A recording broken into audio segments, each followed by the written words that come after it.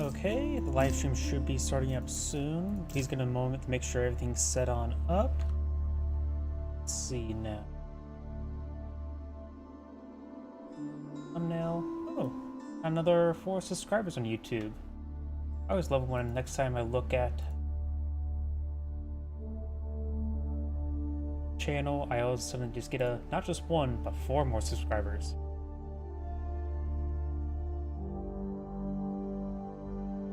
The thumbnail is up to date, so YouTube's good. Twitch appears to be going. Let's see.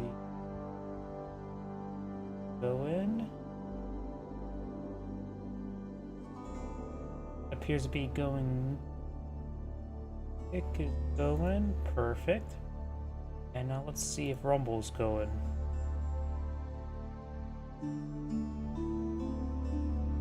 And Rumble is going. Whoops. Do note there may be a couple of things that may pop up. I'm currently using a different browser. I decided to switch from Chrome to Firefox. And I immediately get a spam bot. Nope.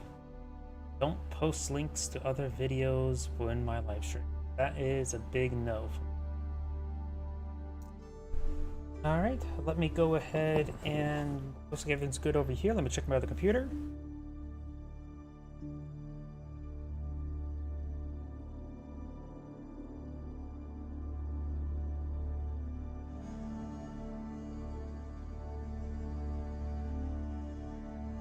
Can't see my Rumble stream on my other computer just yet, but I can see my Twitch. So that should be good enough for now.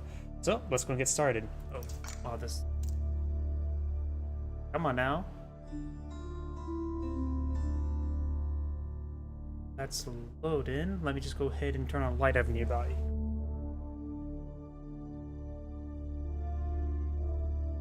Weird thing is, guess it's not available. I am online, right? Yeah, I'm streaming. Of course I'm online. I know it's this other one here. This one should be fine for now. There it goes.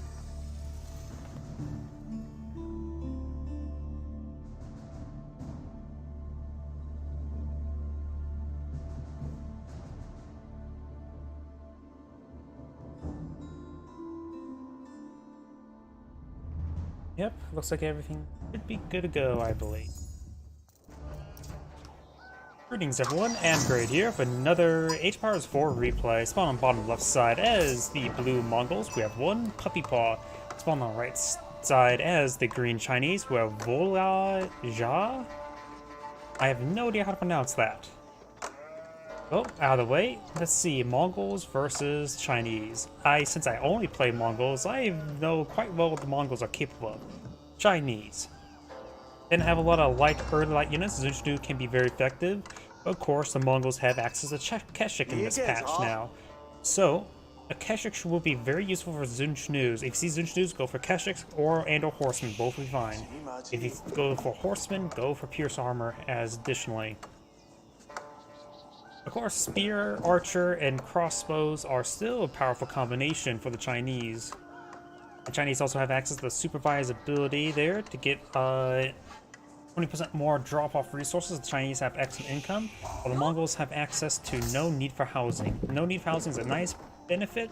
That's really the only benefit Mongols get in economic-wise. Sure, they can get better traders, but they are a double-edged sword. Just for the Mongols, since they can't blow out any sort of walls to help get them protected. It does find some sheeple. We're a little bit heavy in the wood there. We do have the Ovo to fight on field and barracks as well. He's getting some wood out for spearmen. He's eyeing for a bit of a spearman rush. We do have, looks like he has rallied the spearmen precisely right there. And on Mani go out forward in order to get some reconnaissance and see where you should set up the tower. He is not eyeing for any sort of mining camp. Ooh, look at Chinese players' mining camps. Wait, here's the Mongols one. Small, large. This variation map has less gold, doesn't it? It has one less small gold deposit. Go with the Chinese gold deposits. You got the small one pretty far up here, easy to harass, especially for the Mongol player. That should be very advantageous. And his other small one is way over here, which is actually reasonably protectable. Put a town center right there, or the Bardic in the Sun. So anyways, the Bardic in the Sun right here should be a good position, help protect the gold, as well as provide some covering fire over this region. So the Chinese players should start expanding out this way. The Mongol player, the deer right there. I never really liked this variation of the map. This variation map tends to have like larger stone deposits. Look at the, I don't know why. Oh, got the village here, got the spearmen. They're going to try to put a tower right next to the gold. This map, variation of the map, has one small, one large stone deposit. Wait. Oh wait, no, we got the oval right here. Small. Okay, there's another small right there. I was like wondering, wait, how did the Mongol get the stone deposit? And now we got the tower going up for green as well. But he's going to use his spear to disrupt these villagers. We got this scout here, maybe trying to torch the, nope, and decides to cancel the outpost there. Cancel his outpost. And now we've got the outpost green being established. He's putting it this far forward. Does see the hand cannon slit. Right now he's distracting 4 villagers. Very nice. He's using 1 villager to distract 4 villagers. Decides to cancel it. He's putting Peter forward. He could go on this side and be perfectly safe, much more protectable, but now got 4 spearmen here, ready to get us on the tower. 6 tiles. That's definitely 1, that's definitely 2, that's definitely 3. That appears to be 4 tiles away, so the villagers should be able to get inside and fire some arrows. Oh, maybe I misread. Oh yeah, these are 2 tiles each, so 1, 2, 3, 4, 5, and edge is 6. Sorry, I thought these were... No, I never really had to count tiles before, and I always forget these are 2x2s, not 1x1s. That's my bad. And the outpost is fully built. Got the deer bow now being plotted out. Maybe not eyeing for trade. This map, it has a hill-ish style. Has some important gold deposits in the center, and but there are some safe gold deposits on the high ground up here. Speaking of which, he's going all the way up there. So the Mongol could potentially harass this location if he scouts it out. And now he does throw the spearman in there, because why not? And remember as well, the arrow slip upgrade increases the damage by 1. However, it is unwritten that saying it also increases the range by 1, which could potentially allow him to start harassing. It will really cover the berries. Entirely cover the berries, and maybe we'll hit these villagers to try and collect up the sheep.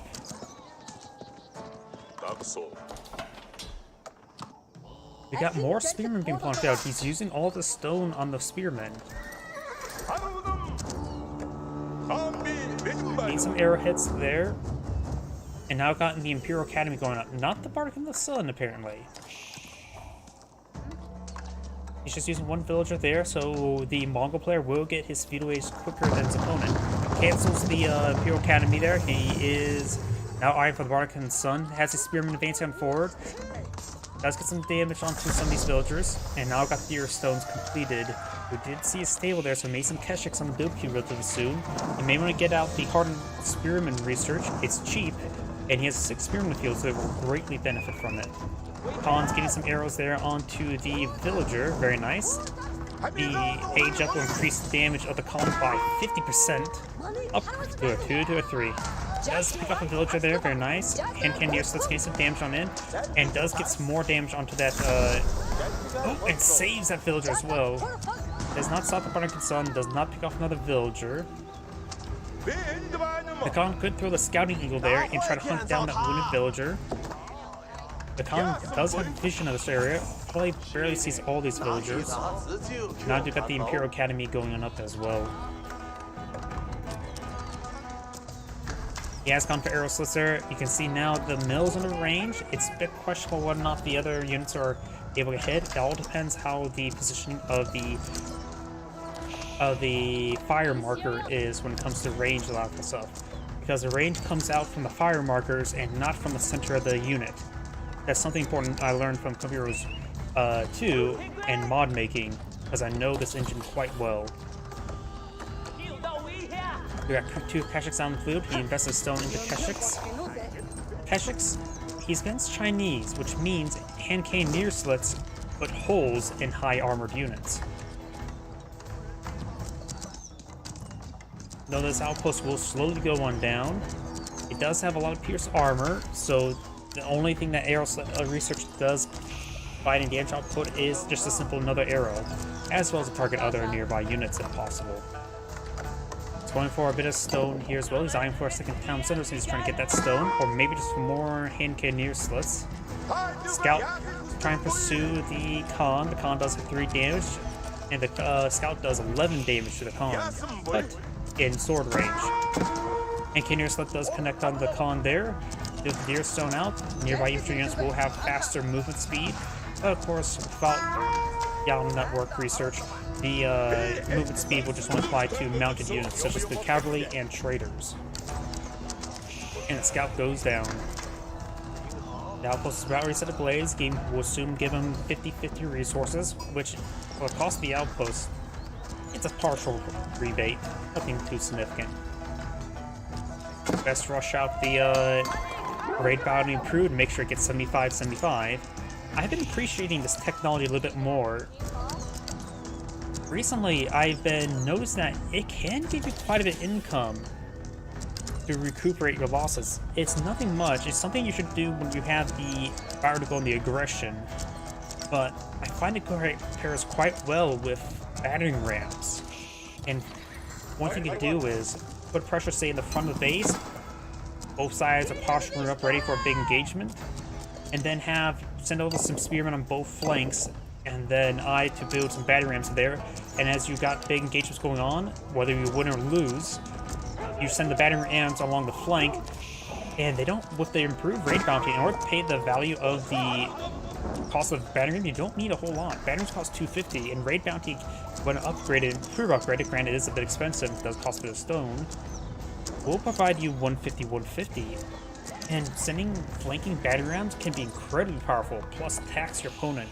So even if you do lose, they are forced to stay back and intercept those battering rams, or spend time investing in their villagers to torch it down.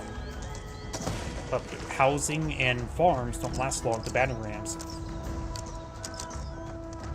Second town side now being put on field. He has a good number of defensive spearmen here. Spearmen all have dismounted. He actually has Magdai. I've been growing this favorable with Magdai recently, but at this point he does get some good damage on in. The Keshiks are starting going down.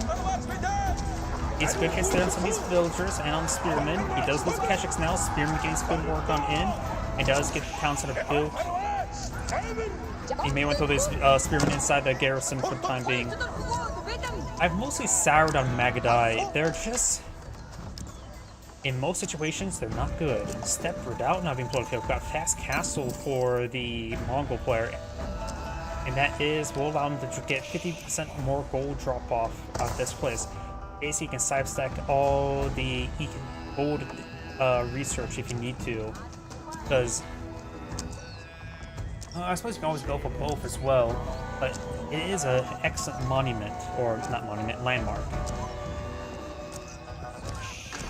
I was saying you just throw the spearman inside that tower. It's not going to do much by himself like that. Also too far to win it. We have a granary here. It's food drop-off, right? So does improve stacked with berries? That would be actually quite significant. No, improves the gathering rate of nearby farms. Those going in and out for now just saves some time and not invest time to mill, but yet a town center here. Also, it does affect the berry gathering if berries and farms are classified the same gather rate. Hard to say. That require a bit more testing. But back to Magadai, I've largely soured on them. They only do 5 range damage. They cost twice as much of an archer, and they perform a lot less than an archer against military. Their Magadai are only good versus civilians and traders in raiding big open farms and trade lines. Overall, other than that, they are pretty worthless. That's why battering ram there, very nice. We'll be able to get the outpost set ablaze. New gutting down deer, apparently. It does have the battering ram there, but the outpost is set ablaze, and now it's going to take time and claim itself a boar. Very nice. Has a bit too many villagers there, but he does go ahead and put 7 on the board. You can get up to 8 and put the rest onto the berries. We go with survival techniques. Usually if I go boar, I try to get survival techniques to go along with it. Because boar provides an excellent amount of food at a fast rate, might as well make it even faster. We now have a line of palisade walls going up, the Chinese players being a little bit defensive. The Mongol player still does not have a second town center, so he will be a little bit behind. He could invest in some traders. Put them over here and then trade over here. Probably best not to put over there because then there's a big angle there. And this distance will be technically slightly longer to give a little bit more income. Go for say 20, it'd be expensive to go for 20, but 15 is where you get your increase, your maximum increases. Extra 5 just in case you lose some. We do now have to research pierce armor, hack armor, pierce damage, and hack damage. So we got full blacksmith feudal age technologies. Now he's going for wheelbarrow and the horticultural. He already has double broad axe over here. We have no research, and we got pierce damage on the build queue. Right now, these Zinch have 5 damage each. Even against Keshiks, they'll do 2 damage each now. Those Zinch are going to be very effective in this future engagement. I don't think this is a good time for the Mongol player to advance forward. He may have the tech advantage, but he does not have the veteran research. He does get the arrow up. He's a good dancer, taking out good numbers of spearmen of his archers. Very nice.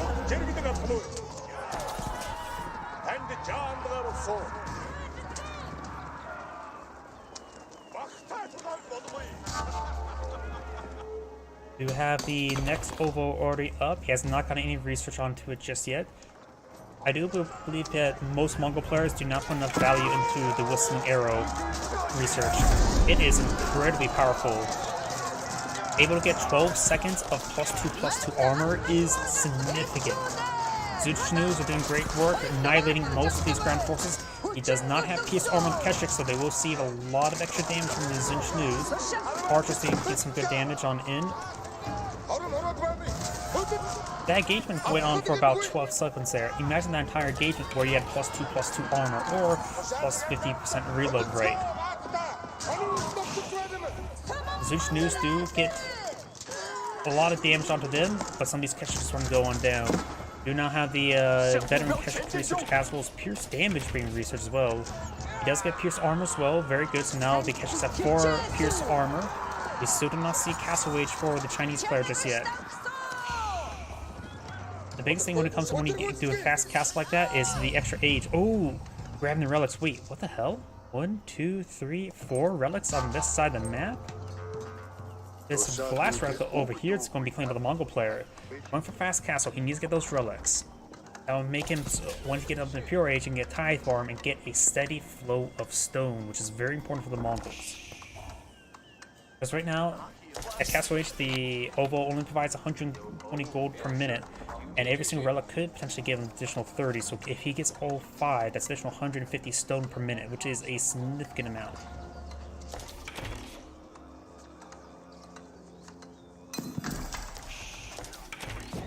Going for multiple outputs there. Now he has the Yam network to inspire these archers to move faster. Very, very good. Archers getting some good damage on in.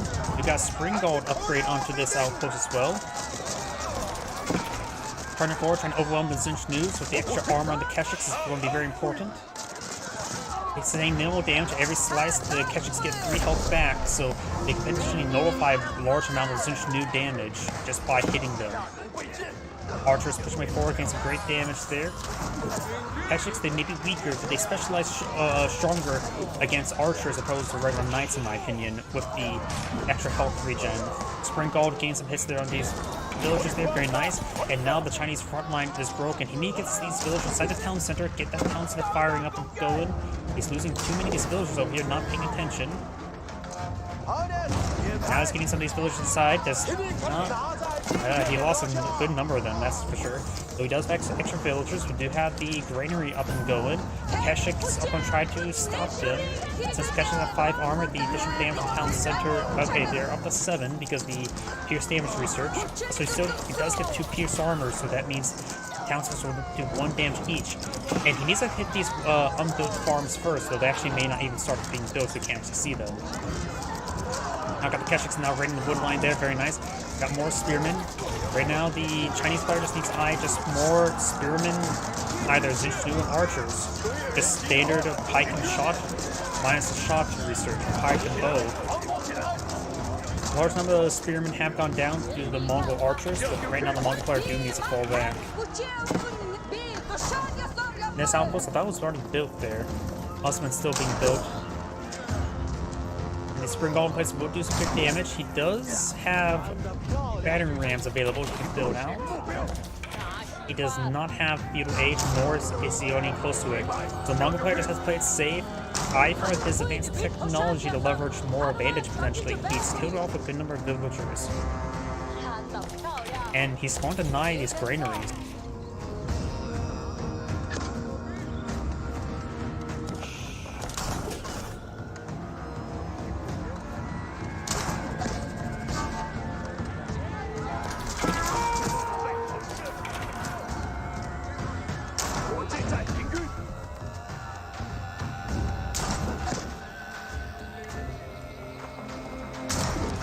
And you got all the spring golds now being pulled on out.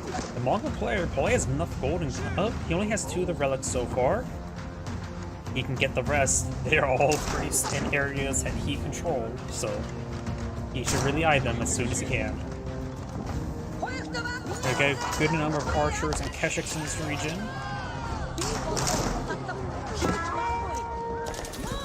He's going to make it inside these towers there. He does. This tower is unupgraded. Perhaps leave that one unupgraded. He's starting trying to get the spring gold upgrade. Archer's now trying to gauge. On may want to get his arrow up. Help you with his spearman a little bit better. They really need the extra armor. Zinchnews won't do enough damage to him. Villagers need to find some other homes to shelter in. And maybe take time to repair up this outpost. He has upgraded the spring gold. Zinchnews being forced back by the Keshiks. And now he's going to take time. Does go ahead and take on the battering ram. He needs to take time to repair up the outpost there. This upgraded spring golds. Separate out has from position. He's already expired that original gold deposit, and now he's going for the 8,000. He could perhaps try to steal the central gold deposits. And he's not going to be saving his tower. This is going to be expensive loss, because that's a invaluable stone invested. Okay, he's now going to take time to repair it up. Just in time. Starting to push down some of these mills. Going for more batter rams, very nice. Spring Gold's getting some good hits there. The Chinese villager advantage is minimal. I don't think he's actually getting torches off. There we go. He's doing a bad job with torches. Torch micro. I'm not sure why he's trying to dance around like that in the first place. Nothing's trying to kill him. The weapon for wind down and cooldown is not going to make you fire any faster.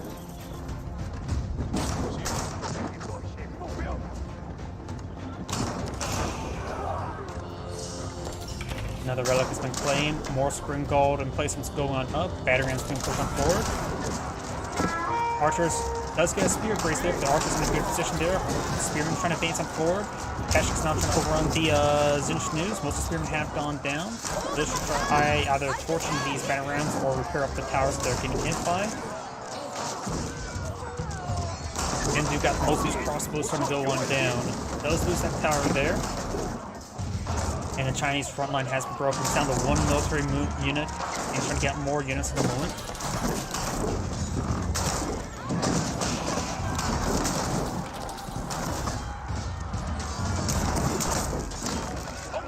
Three outposts remains the firing line. Villagers are starting to repair some of these other outposts. Now it's going to take time to perhaps raid these villagers. Archers advancing forward, finding some reinforcements there, but being whittled down by the Bardican Sun, the primary town center. There's a lot of free targets up here, a lot of free real estate, and the Chinese player does back up the game now. This is Andgrade saying thank you for watching, and on to the next replay.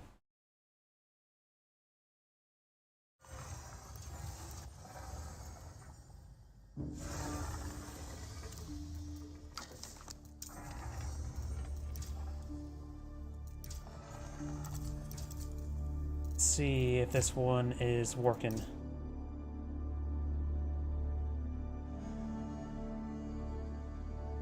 Nope, I cannot download this replay for some odd reason.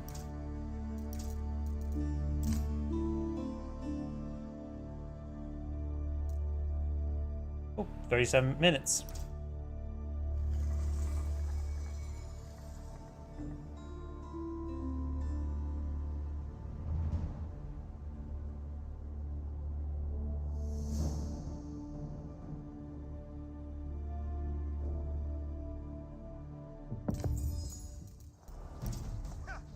Greetings everyone, and great here for another H-Bars 2 or H-Bars 4 replay. Spawn on the bottom left side as the Blue Roost, we have Dio Favante Pioneers. Spawn on our top right side as the Cyan Ottomans, we have one Puppy Paw.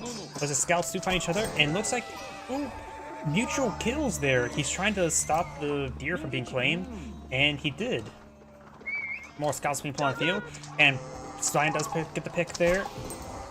And they both pick off their own deer there. So good picks there. Let's switch out of caster mode to view the Roost's trade bounties. Very good. Right now the Roost's at 150 there.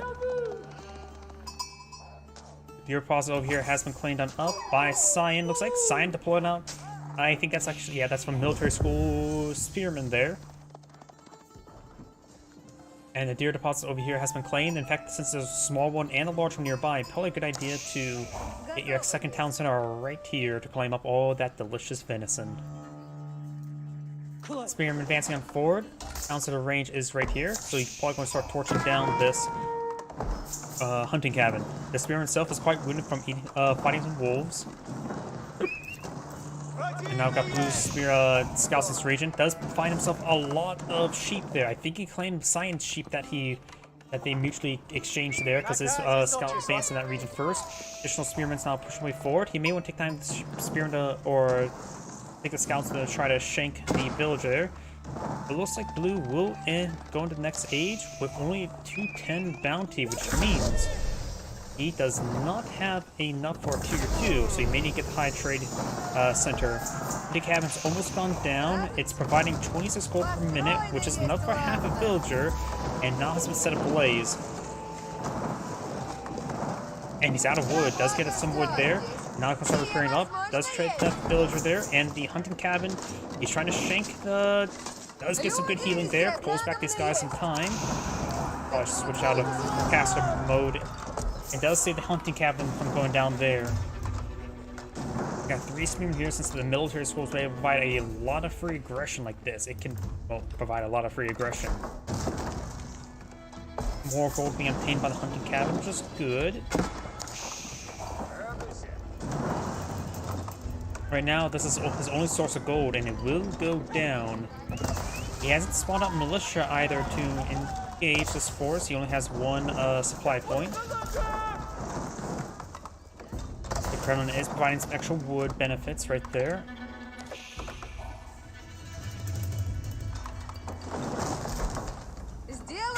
And now you got the militia advancing on forward. He does spawn his one supply pack there. The militia right now has 85 health, 6 attack, versus the Spearman 80 health and 7 attack.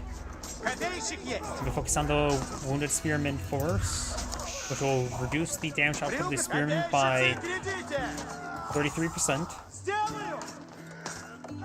And he should be able to pick off one more Spearman before going down as well. So now he's just down to 1 Spearman, does not pose a massive threat. Military school signed to pull out more Sapas. We do now have the town center going up here trying to claim up those venison. And the Spearman's going to try to continue trying to shank or torch down this house there. Does spawn in more militia to deal with that Spearman. Maybe a little bit overkill there. At this point in time, he'd probably send a single villager to shank him instead. We got these Spearmen advancing on forward. We got the 2 scouts able to spot these forces.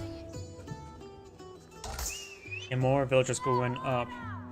We do have the 2 military schools. I should apply aggression with the free units. And we do have the 4 villagers collecting up the berries. Town center going on up, trying to collect some of this deer. That is the big deer deposit. So both players eyeing for just a bit more eco. Oh, is that the boar? And the boar will be claimed there, and that will get him at least the tier 2 trade bounty. Oh, finds himself a wolf there as well, the militia. Let's see now. He's up to 310 trade bounty, which means he's at tier 2. He would need to use the trade house to get to tier 3.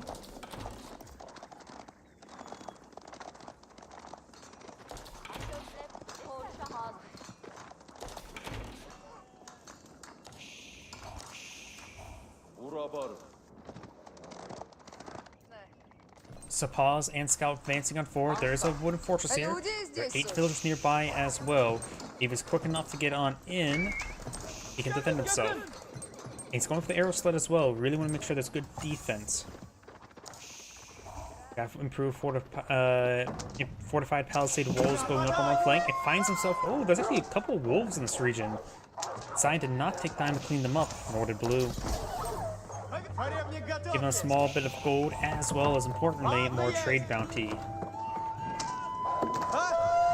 He's getting a little bit close to this engagement.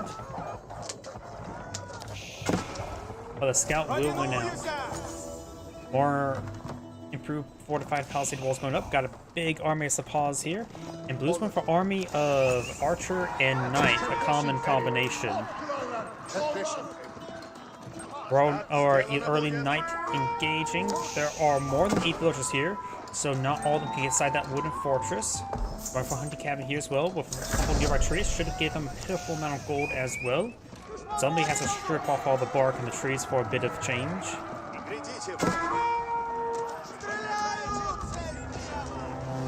And he's not really wanting to engage that early night.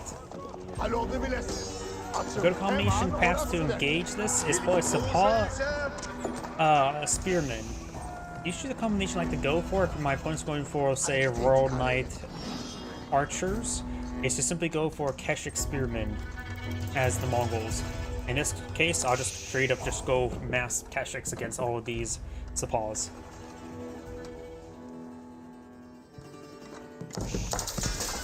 More early nights will be more than plenty to deal with those Sapaz.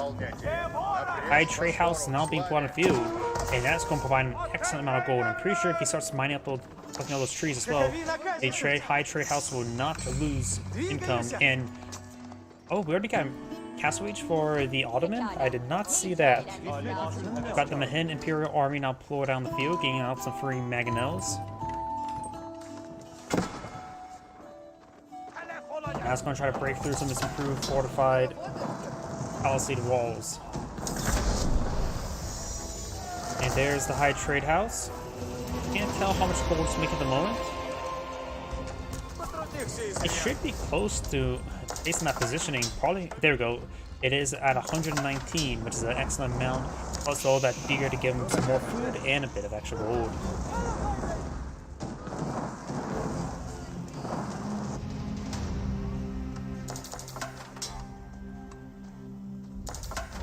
We got those regular palisade walls not sitting on up. Science just trying to go for his own line of palisade walls. So future engagements may be around this region, but Science trying to break on through. This single villager over here could try to repair up that fortified wall there. Archer's getting some pop shots across the wall as well. And it looks like rather than trying to repair it, he's just gonna put a palisade gate there, with fortified palisade gate. Does need to make an opening here for these forces of withdrawal, though he can always advance back down south at the moment. And these forces are advancing forward. He's not responded just yet. It's getting the improved economic techs as well. Right now the Urus player is going for a lot of economic techs. His opponent has gone for basic economic as well. Now he's going for, was that Veteran Sapal? Yep, Veteran Sapal research. And right now, the Ottoman player does have a sniffing force and a pretty well-rounded force. Pull out some lancers as well. Let's switch over to the Ottoman player, see what vizier he has selected. He has one available. He's gotten the sheep. He's gotten the Eames. He wanted those. He went for a fast castle and has one for those relics. And he has not selected any of these. Probably a good idea to get the military campus.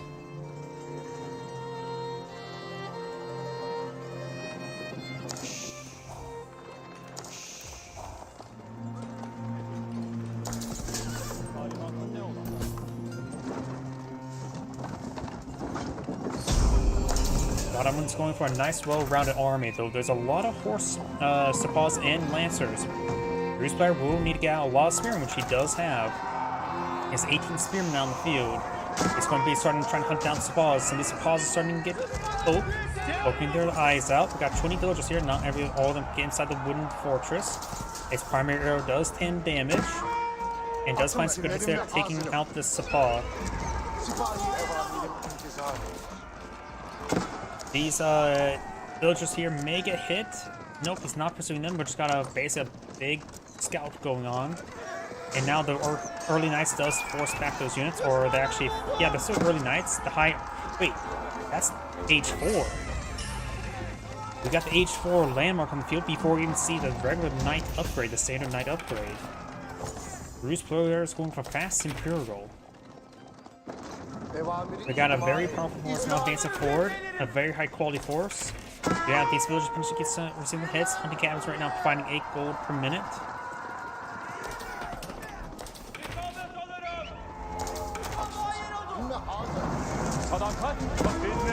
All starting to go on down, and now comes Imperial Age.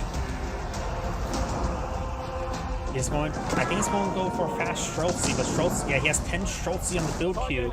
How many archery? Not a lot of archer ranges. They do take a bit of time to deploy out. 35 seconds is a long time. I don't think it's military academies just yet. This force is advancing forward. It's a sizable force. A lot of these berry harvesters need to get on out of there. His gold, he still has a gold mine in this area. He may want to get out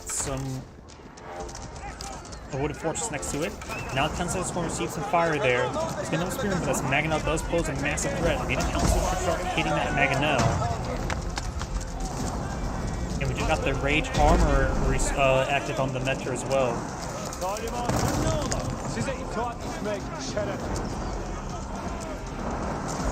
Militia now has been spawned out. Very nice, but right now they're dancing around. He's trying to overrun the Mangonel. He's getting very, very stronged up. He needs to do a general attack order at this point in time. He's unable to get the Mangonel hit. He's going to lose a large number of crossbows and archers right there. Mangonel still has plenty of health. Got some Streltsy now on the field. Coming down these forces. He needs to focus on that Mangonel. Mangonel is now down, which is very important. The Townsend arrows are firing away. They're doing good damage. Mongols front line, not Mongols, Ottomans front line starting to whittle away. Primary Townsend needs some repairs, and we do have another Vizier, and he's now gone for multiple military schools as well as faster producing military schools.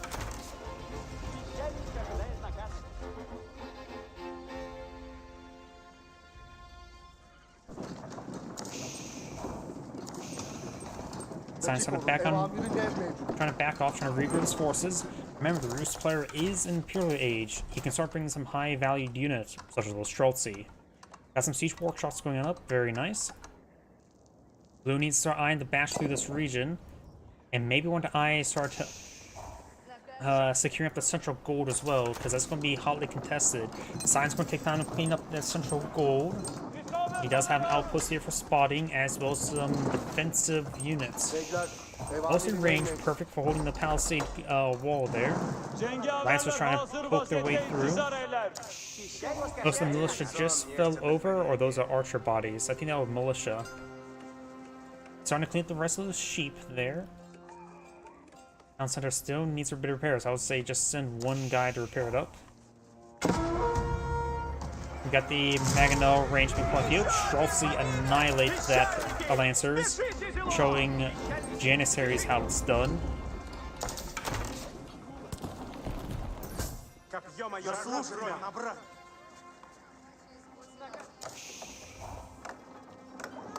These lumber camps are inspired by the wooden fortress. And now he's going to try torching this area down, even with the village as well. Keep. How? He is nowhere near enough stone to get a keep. He still has this 2,400 stone deposit there, so the stone is still available. And now we're going to have 3 Sacred Site captured up by the Ottoman player. That will net him a lot of gold income, as well as precious one of a Sacred Site victory. So this one should be easy to disrupt. Palisade walls starting going down. There's also a bit of stone here from also collect as well. He does need the gold. The hunting cabins only provide him so much. The high trade house is now up to 240 gold per minute, which is a very significant amount.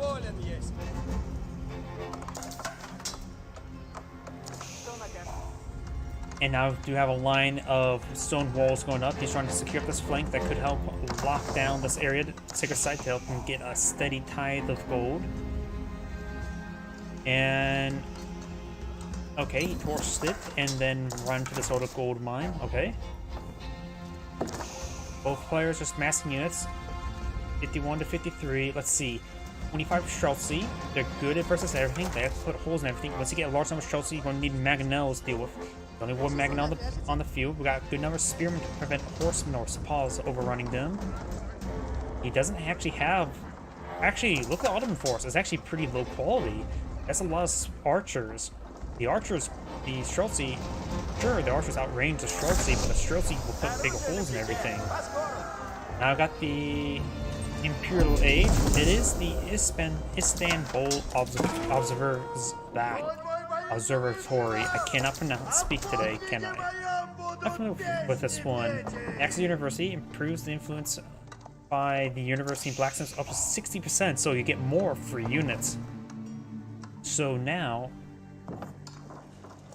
the blacksmith production to help improve the free unit production is now up to 60%, which is incredibly high. Now the Hidden Imperial Army and the schools are going to provide a lot of extra free units.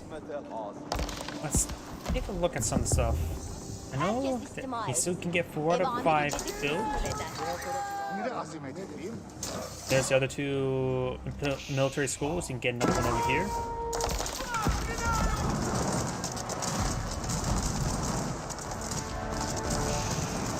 And now that Palisade wall does go down, Streltsy advances forward. He needs chemistry. We got a lot of resources coming out by the Ottoman player. Spearman advancing forward. He's trying to make use of his technology advance while it still has it. His opponent's trying to get his own technology. Spearman gains great damage there, overrunning a lot of Sepoys. As I mentioned beforehand, the Ottoman force is a little bit lower quality. And these spearmen are actually not even hardened spearmen. Not veteran spearmen, not elite spearmen, just regular spearmen. And this wooden fortress is still being built somehow. Yeah, run, buddy. Just don't get any close to that. You got pair of bombards now on the front line, as well as good number of spring golds. He does have the improved range for the high armory, so they have the 12.5 tower range. And now we do have the Janissary guns, increasing the damage of Janissary's trench guns by 3. And now we've got a defensive keep here. The bombards will knock it down. Finds a pick there on that Mangonel, which is a massive threat to Streltsy. Spearman to hold back the Sepoys. I think that was the emergency Janissaries being pulled on the field. Maybe not. So what did he actually get? Oh no, that's just him having available, not him deploying something out. You may want to go for the 10 Janissaries at this moment. Advanced military cannons wouldn't be half bad as well. Start getting some more free Janissaries. Or Lancers. But the Lancers not going to be all that great versus Streltsy. I think Janissaries will perform a little better. Trying to get the keep repaired on up. He could go for Great Bombard Emplacement, which will outrange these Bombards. Bombards have range 11. The Great Bombard Emplacements have range of 11. So 11 is longer than 10. Springald's showing that mining camp who's boss. 1 damage at a time. Got a mill coming out over here. Starting to clean up the rest of this deer. He does have a stone wall gate here as well. Fortified palisade walls there. And collecting up all this gold. Ruse player, yeah, he's starting to clean up the central gold right there. The gold on the map is running out relatively quickly. Both players may want to eye for some trade. The Ottomans do have a powerful trade bonus. able to get that Vizier to improve the trade capacity by 40%, which is even greater than the Mongols plus 10 of each of the resources. You have to research the stone, however, to make it a little bit better.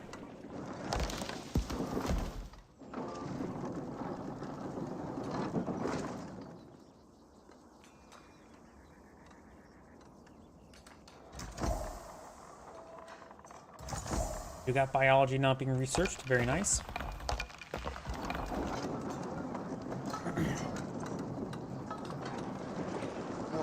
Now I've got these forces on advance on forward. There's a good number of archers in the mix.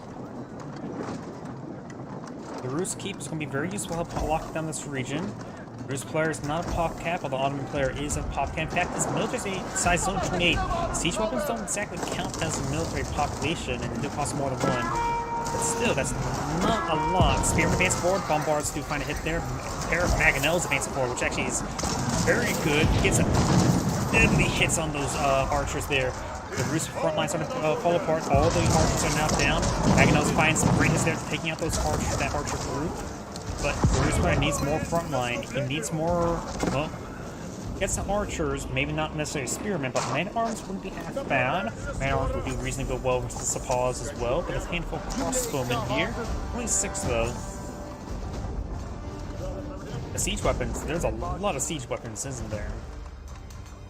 Maybe just more knights. He's going for horsemen, which are counter to the archers as well. He's trying to be cost effective and amount of gold, lack of gold in this map soon to be.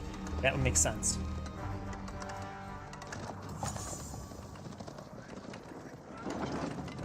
Ottoman players now going for more wood and boiling oil. Rus players now getting hack damage, as well as improved siege in the elite horsemen.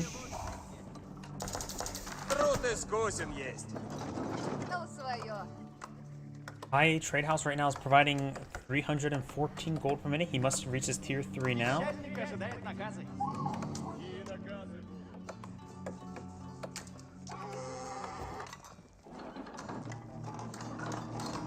You could try playing out some... Yep, he did play out some honey cabins over here just to squeeze out a little bit more gold.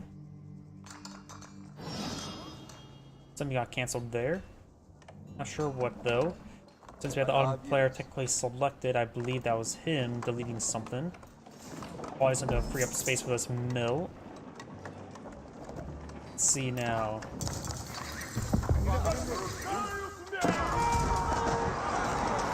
I spent all this Vizier there. Horsemen engaging each other does cause. Blue has a significant number of spring balls here. Mangonel finds a good volley there. You have a good number of Janissaries. Janissaries are counter to horsemen because they do bonus damage. A significant amount of extra damage there. Right now they do 43 versus horsemen, and they have the same rate of fire as a archer. Actually, they have faster rate of fire at the moment as well.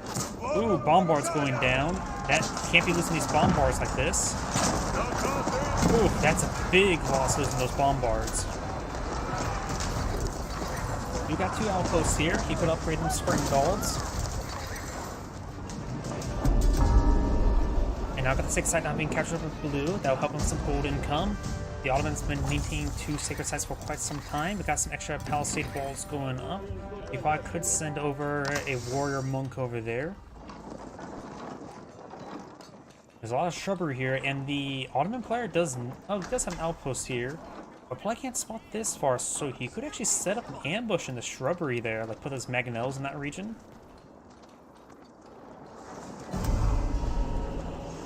The Rus player is not max up population. Village count's quite similar. And the Ottoman player does have a significant army on the field, now going for some great bombards from the Imperial Armory. Yes, it is. Let's see how long it takes for him to get a free great bombard after this one gets deployed out. Oh, can't actually deploy on the field because he doesn't have enough population room. And now I do have the Grand Rams pushing forward. I think not only has to improve health, he may also have the Wandering Town research. Yes, he does. So which means these things have health regen and extra health. Making incredibly durable. One of those spring balls do go down. Those spring balls do have more range. Great bombard, firing some hits there. Got a cannon here as well. Nails that horseman of the great bombard. And we're gonna start push way forward. Keep the mid-tier arms. We'll see about the cannon. Pause feints forward, trying to overrun these forces. They do go in all those forces. Magnell finds a very good volley there. Blue's horsemen getting just gunned down by the Janissaries. Overall, this is not a great engagement there for the Rus player. He's lost a significant amount. And now we do get a free bombard every 3 minutes.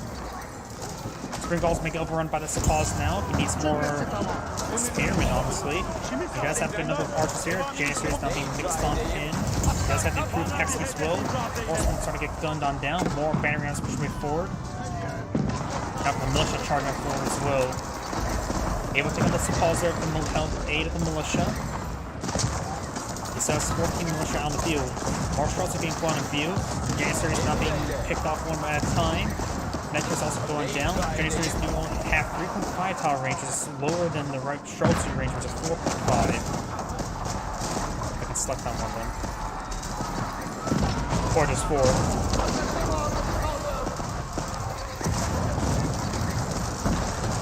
These Mangonels need to advance on 4, or one of them needs to redeploy. Streltsy trying to stop these Sepoz. Sepoz going to overrun these Mangonels, no problem. Keep start firing away, not upgraded, not even boiling oil. The Springballs could just get some random hits onto these Sepoz. The banner will go down. That's a massive force here. Does not have any more Mangonels to really engage this force. Gold deposit down to 4,000 gold. This gold deposit still has 3,999 gold. What a bargain. And now these wooden forces are being cleaned on up. We have more Streltsy being put on the field, going for more wooden fortresses.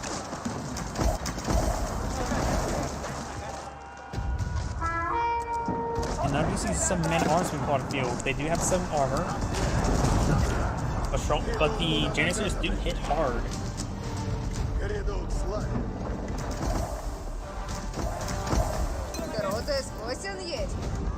We now got the incendiary arrow research almost complete. These archers are even more damage, up to 13 now. Horsemen charging forward. This Palisade Gate will go down no problem. Mangonels fires massive volley into the Sepoz, only getting small damage. Also got ready to get overran. Firing a volley there. Get some splash damage there onto the veteran archers. These villagers being inside these little fortresses. Great Bombard sitting on top. Great Bombard is a little bit wounded. Great Bombard is severely wounded. Great Bombard had 0 health for a time. And now Blue does hold there, but not all too well in my opinion. Streltsy and Spearman advancing forward. And now it's going to throw some damage into that outpost there.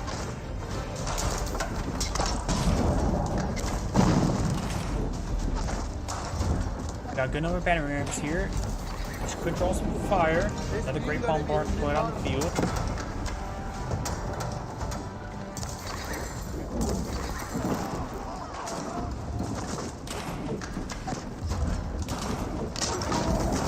Let's see, just one for more Streltsy, getting a good number of man-at-arms. Yeah, it's a good number of spearmen, but they do get countered by those archers. Let's see which you players should go for. Both sides siege have not been staying alive all too well. Does have 3 Mangonels put on the field. Springballs needs to hit some of banner rams. The health regen will be useful if they stay alive.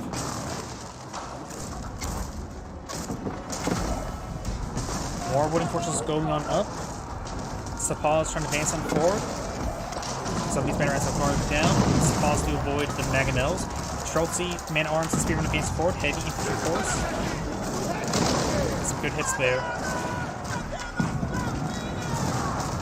Damage there, so I'm advance on forward.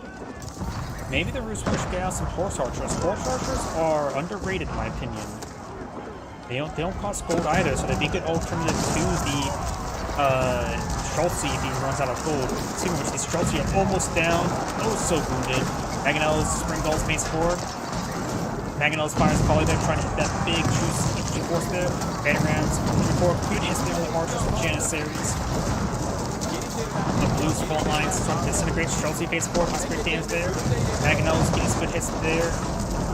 More Sepoz being put on the field. Spring Gulls can lose some damage versus Paws, don't hit them. The Keep does go down. Great Bombard putting some blows in those batting rounds.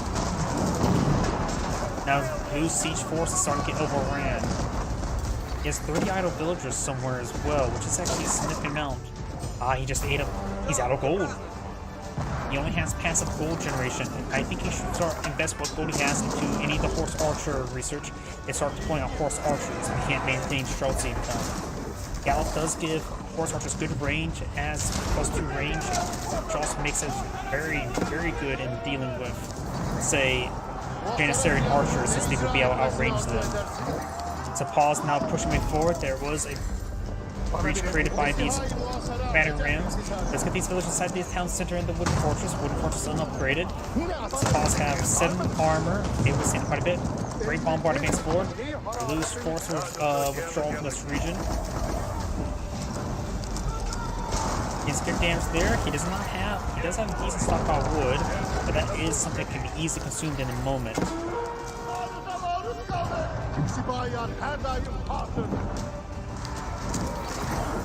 Trying to deal with this force now. Great Bombard. He's missing on the Spring Gulls. Spring Guns to get some shots in return. Paws advancing on forward. There's a lot of hunting cabins in this region to perform the hit. Trade House still providing the 314 gold per minute, and we actually got a decent amount of Roost traders on the field. Very nice. Paws could use Fortitude. They did use Fortitude to hit stuff.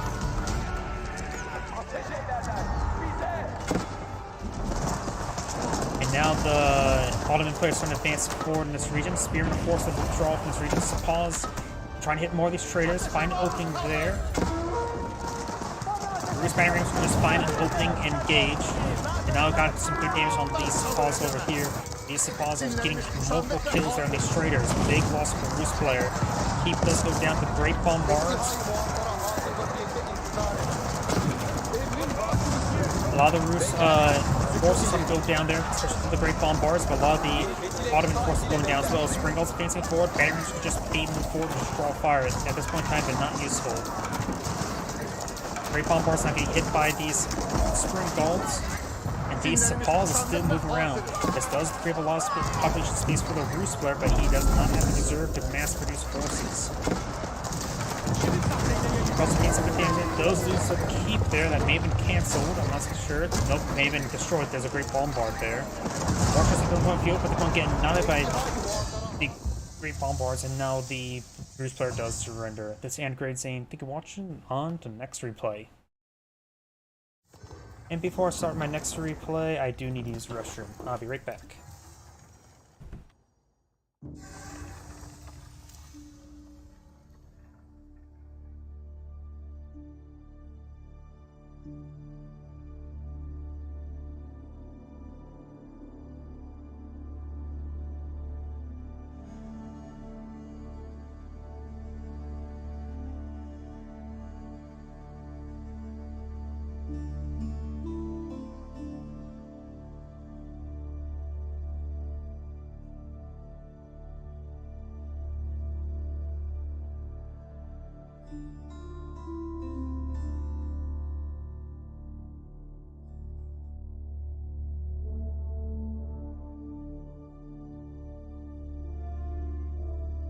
Sorry about that. I am back.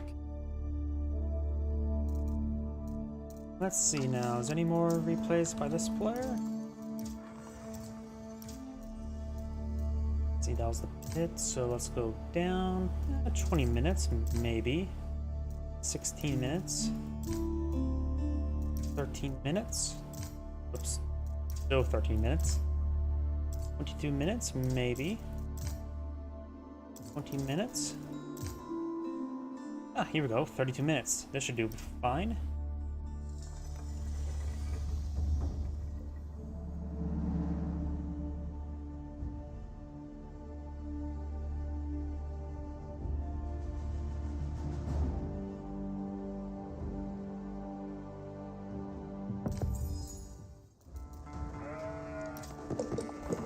Greetings everyone, Andgrade here with another H-Powers 4 replay. Spawn on the north side as the Red English, we have one puppy call. Spawn on the south side as the Blue Green Chinese, we have Wong 01. English versus Chinese. Let's see now. Both of them have access to some powerful light units. English also have access to the Vanguard and early man-at-arms. Let's see now. How will this composition matchup will go? The English, of course, can deploy out a longbowman as well as his man-at-arms. The man-at-arms can be very effective versus the Chinese composition, assuming he gets his pierce armor to match the pierce damage of the Zinchnu. And longbowman quite nice. Abbey King's being deployed on out, so that will he's going to eye for the king. I've been noticing people going for the king and then try to go for fast castle as well. So that may be the composition we may see. For the Chinese, he has access to various basic units, they're all useful. Spearmen, archers, Zinchnu.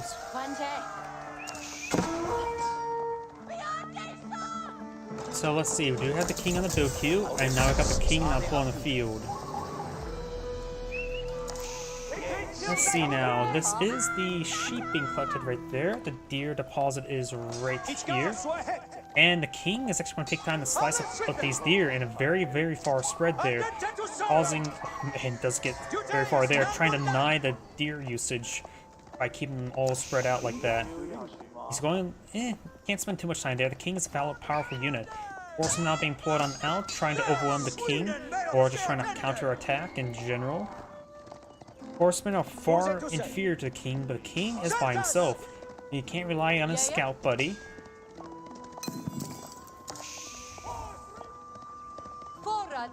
Can't rely on his girlfriend.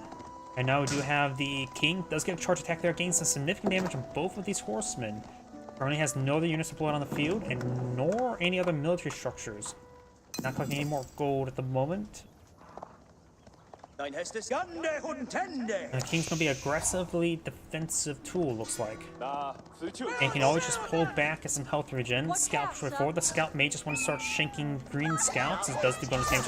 Now we've got a second town center going up for red. And look at this. Both these gold deposits are right here. Horsemen, go see some arrow fire from the villagers. There is a bit of micro trick where you can fire, build, so they have a long cooldown. The second town center is going up. We do have the Bark in the Sun eyeing for aggressive defense. These deer are pushed forward a little bit. He can put a mill right next to the deer and to the berries.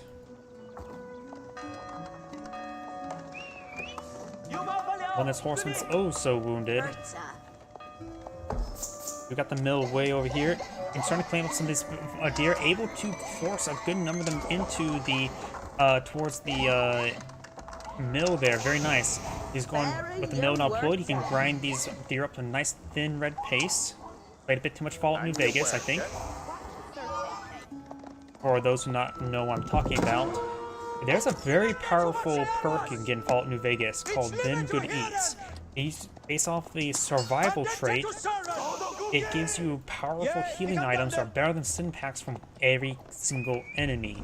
You basically have like a 25% chance to find like 2 to 4 of them on every single enemy in the game. It's really good.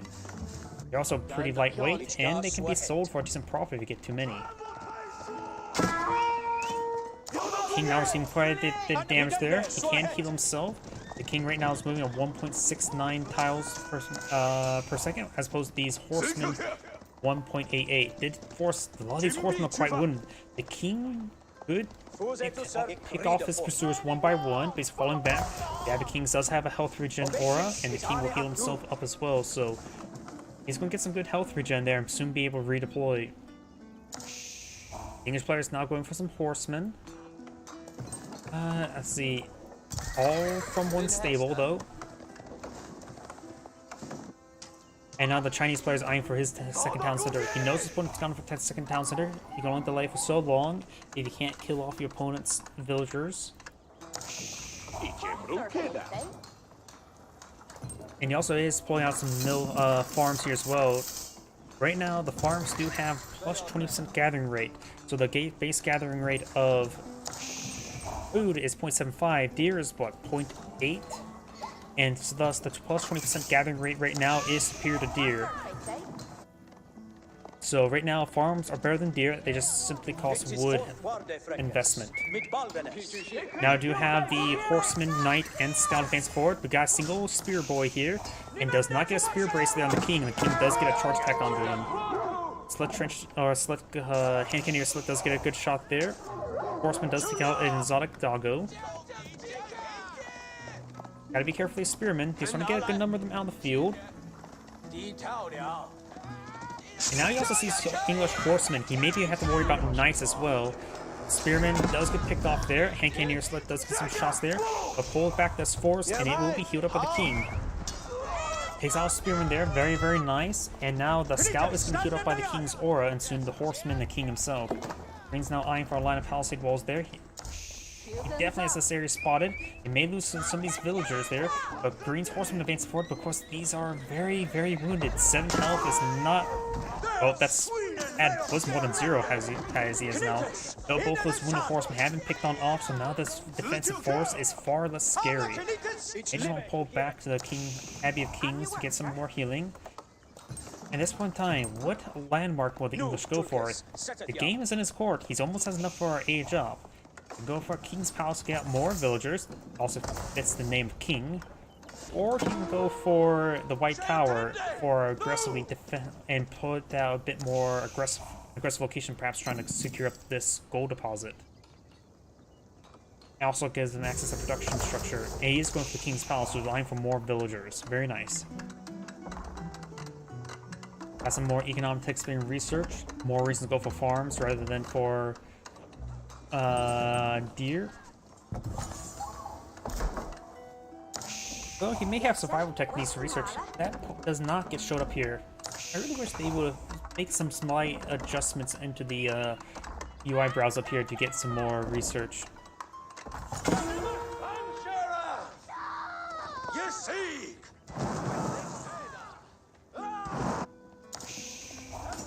Does it affect both sides? Yep, it does. I see the little clock symbol there, and I was wondering if that affects both sides. It does.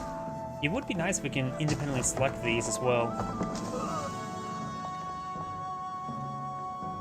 Does stop those palisade walls going up. Very nice. But right now, green does... The villager count is slightly in favor of green.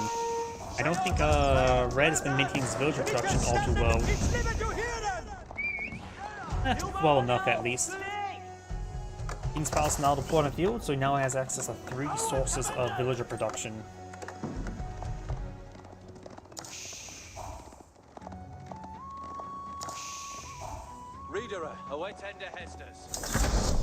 Nope, not going for boar right there. And now both players have reached Castle Age. Yep, astronomical clock tower. This is by default. The other one is nice for us knowing where your opponent's villagers are, but it's really not something that great. You generally have an idea where your opponent's villagers are in the first place. They could want to change the other landmark for the Chinese to be a little bit better. Maybe... It also does provide a good amount of spotting radius around it, so it actually acts like a lighthouse.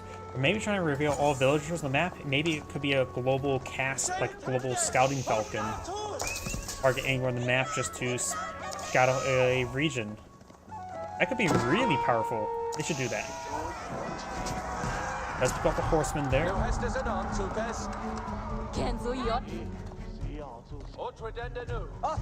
He has some nice pull on the field, which is a obvious transition since he has gotten a horseman.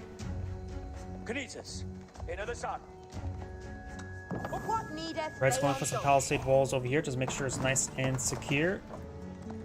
Horseman scout. Not really a massive threat. The scout itself is almost down, so the villagers maybe will pick him off. Or even exotic doggo get some good damage onto him.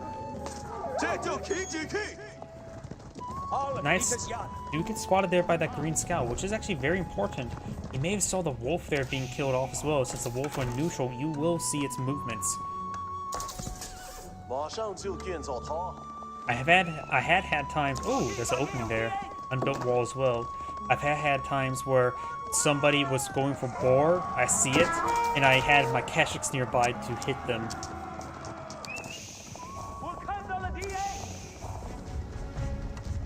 Veteran longbowman. He's strong, maybe eyeing for some additional longbowmen now. Very nice. We now have some Chinese lancers now put on the field.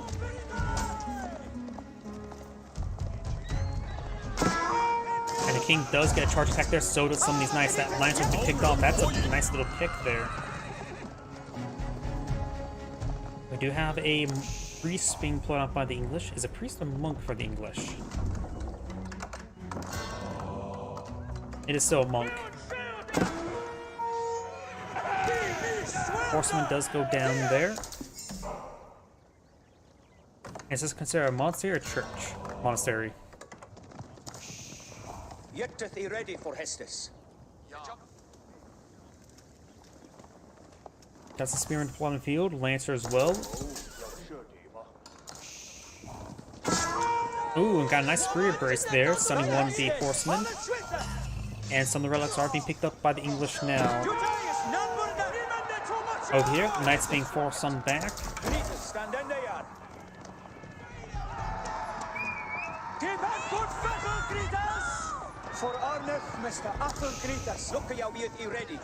We got some healing going on right now. Very nice. The King's Healing Aura will be very useful. Not sure where these knights are going.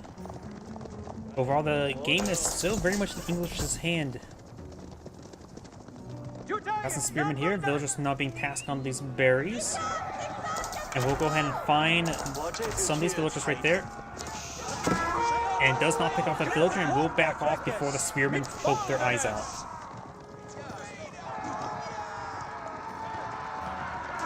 Does get some hits there on that horseman. Boar still being a boar.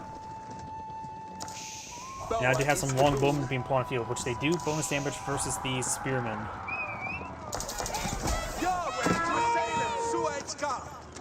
Get some good damage there on those spearmen now.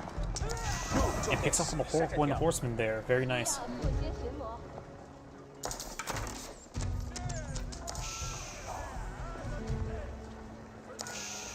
Clock Tower Nest of Beasts being pulled on the field. Very nice.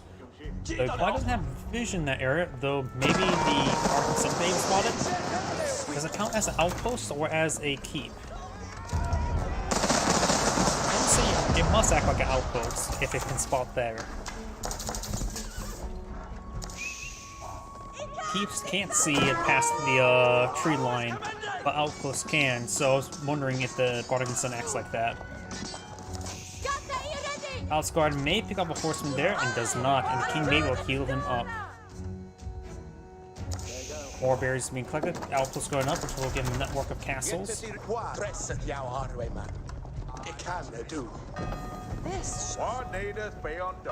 Network of castles have been activated now.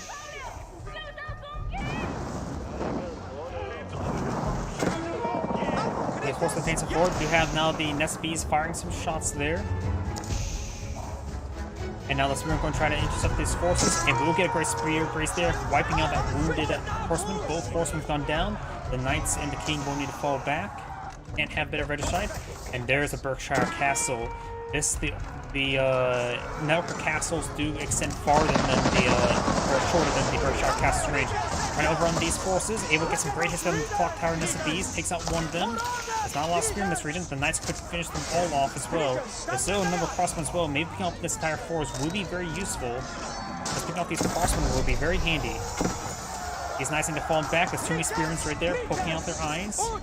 And the Lancer does get some hits in as well. These forces are falling back. Berkshire Castle needs some great damage. Give me an idea of its range. There's its range indication. So it's able to besiege the Bardic in the Sun. Get some good hits there onto these spearmen. And now I do got the farmer gold generation as well, research.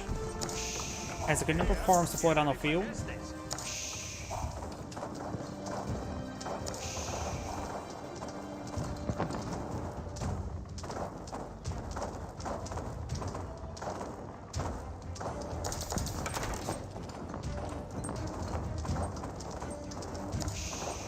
No slightly going down. He could throw some of the units inside the garrison to make it increase its arrow count by 20.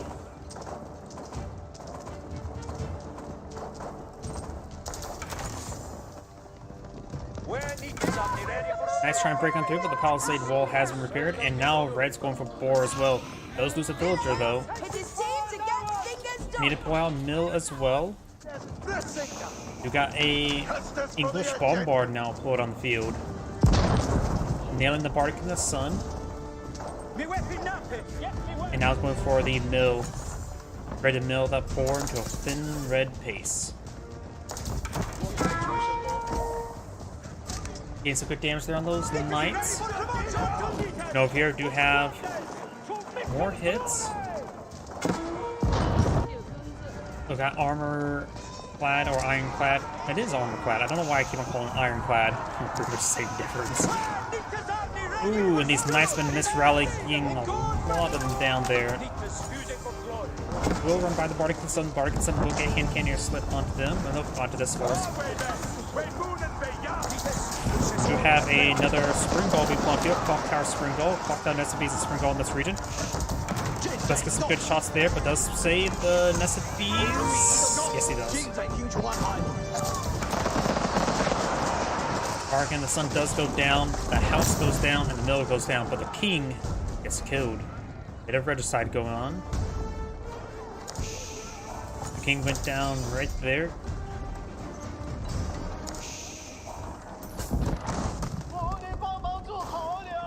Mining camp now seeing a bit of damage.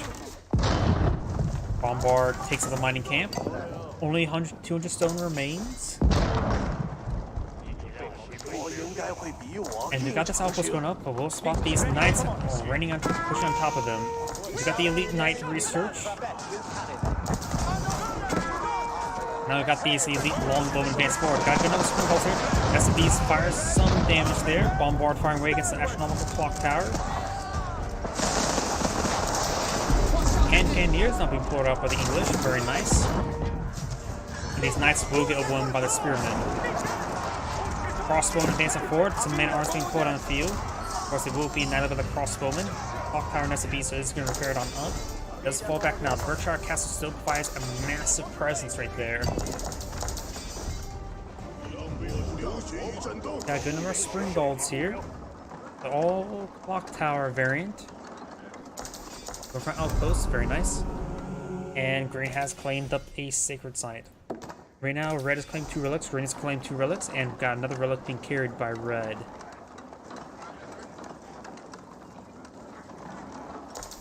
Outposts have been deployed, gaining some much needed vision, and now got the longbows, man-at-arms, and 3 hand cannoneers and spring golds all advancing forward.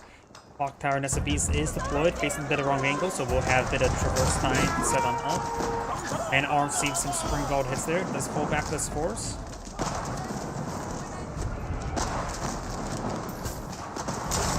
Spring golds to annihilate one of red spring golds. Green spring golds are still up, and going for the Great Gatehouse now.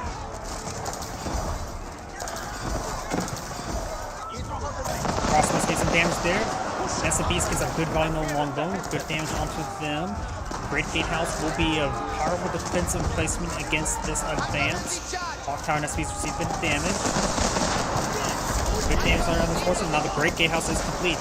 I have 2 Nessa Bees in placements with a 10 range. So the Bombard will capture one forward, and additionally the Great Gatehouse's Bombard or Nessa Bees do siege damage, do not range damage. Track these guys quite well. Longer burst weapons do have really good tracking. So if the unit runs away, it will follow it throughout the burst. Also got these palace guards chopping up these swine herders. And no response there. The English player has plenty of villagers at the moment. The boar does get collected at a good rate, but right now boar is even inferior to his own farms. Because not only the food is collected at a fast rate, it does get a bit of gold generation. And we've got a massive infrastructure here for red, a lot of bears. Green's not remaxing all too well. Both players reach Imperial Age, but green doesn't have half the army as red. Hand cannoneers getting good shots there. Does pick up one of the hand cannoneers before losing both these palace guards. At this point in time, the Chinese players should just eye for pyrotechnic hand cannoneers probably. We've got another keep here. Gets some good damage there onto these crossbowmen. He's not paying attention, so he's losing a lot of these forces. Monks are receiving some hits as well.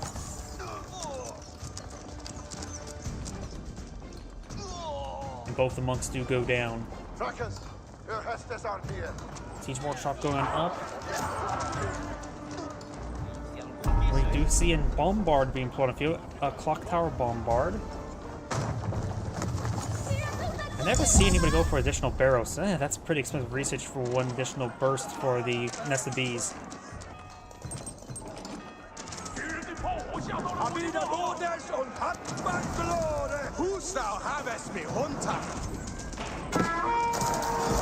Get some good hits there. Palace Guards, Hand Cannoneers, advancing forward. Does he have the Pyrotechnics? No. Spring Guards getting some hits there. Does the Bombard, so it's playing House Spring Guards, engaging Spring Guards. Green Spring Guards, both lose one. And Arms are trying to overrun the Clock Tower Nest of Bees. Palace Guards trying to save the Nest of Bees. Those with the repairing villagers there. And the men at arms are being picked off by these crossbowmen. There's just one crossbowmen, not elite crossbowmen. We do have now the battle hardened research there for the Palace Guards. Landcarping in the Runkers, Hestes coming. Fostering the Serge ownership. Baron! Getting on with it.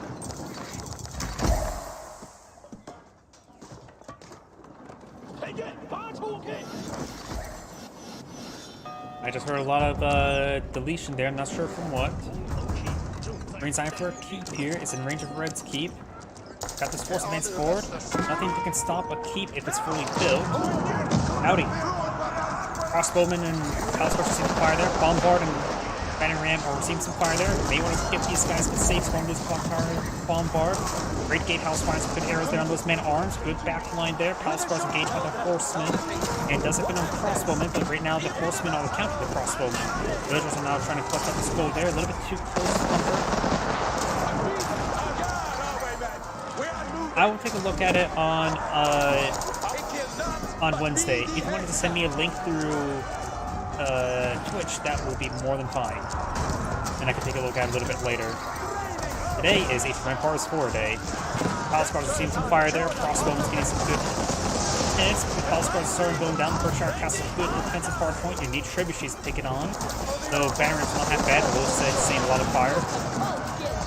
Crossbowmen and hand cannoneers advance forward. Trebuchet not pulled up by Red. Most Palace Guards have gone down. A lot of Spring Guards here by Green. Horsemen charging forward. The Nest of Bees will go down there. Bannerman's not being fought on the field. Horsemen being picked off by the Spring Guards and some hand cannoneers as well. He does not have Pyrotechnics just yet. Crossbowmen are getting overrun by these men-at-arms. More Bannerman's being fought on the field, trying to deal with this keep who's being upgraded to cannon replacement. There's probably a bit too many Spring Guards here. I can't see him trying to get them out, but he needs more infantry. He's not trying to collect this gold there. It's the last successful gold deposit he has. This one's being collected by Red, and this one's not really touchable at the moment. I suppose he can always go for this gold deposit once he gets this one consumed.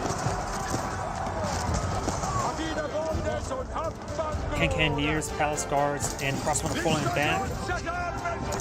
Ooh, some of these villagers are going to get hit. He can't be losing these villagers at the moment, though he doesn't have too many villagers, so losing some is fine. And right now he has he's lacking a little bit of wood actually. Doesn't have Pyrotechnics research just yet. And arms engage the Palace Guard at close range. Of course, the English men arms have a lot of armor. Right now they're 7-9 armor. Palace Guard only has the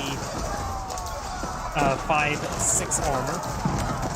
Horsemen charging on forward. We've got more hand cannoneers here. I'll take a look at it. Great Gatehouse getting some good rockets there. The Longbone hitting these villagers some more. He's brings a large number of villagers, now down 122 versus 130. Which at this point in time, he needs more gold. He definitely needs that gold, that's for sure. These villagers trying to back on all, trying to claim up some stone. Man-at-arms moving forward. The people slowly whittle them down. More hand cannoneers being pulled out of the field. At the 4-tower range, this keep does go down to, I think, to a trebuchet. And now I've got these men-at-arms hitting these rice farmers.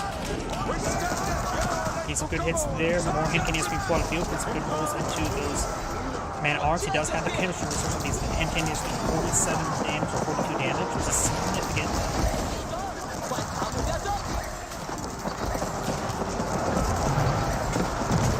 Trebuchet's getting some hits there on the archer range, got the horseman now advancing on forward. Chinese players haven't shown mountain defense, he only has 27 units, 28 units versus 58. Mani's best as a goal. He has a bit of stone stockpiled up now, so maybe he's got some spearmen as well as hand cannoneers. I don't think Falscar is a good choice versus these man arms. They just have too much armor onto them.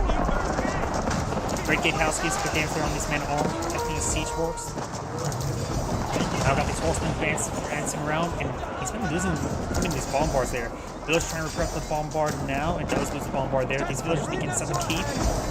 Among everywhere else, there's actually a large number of villagers that are just trying to cut the wood. There's some safer deposits of wood over there. Sometimes denying your walls, go for a bit more out of the way. Great Gatehouse received quite a bit of damage there from the trebuchets. Falscar's trying to form. There's a good number of English and cannoneers here, which are supported by some long bowmen.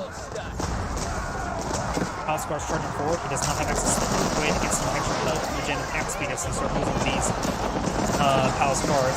More hand cannoneers were brought by the Chinese, still no pyrotechnics. This is the SCVs there. She's moving forward. Great Gatehouse still has hope. He's still firing. Falscar's moving forward. Hand cannoneers receive massive hits there. He may have the warwolf or the shrapnel attack on those.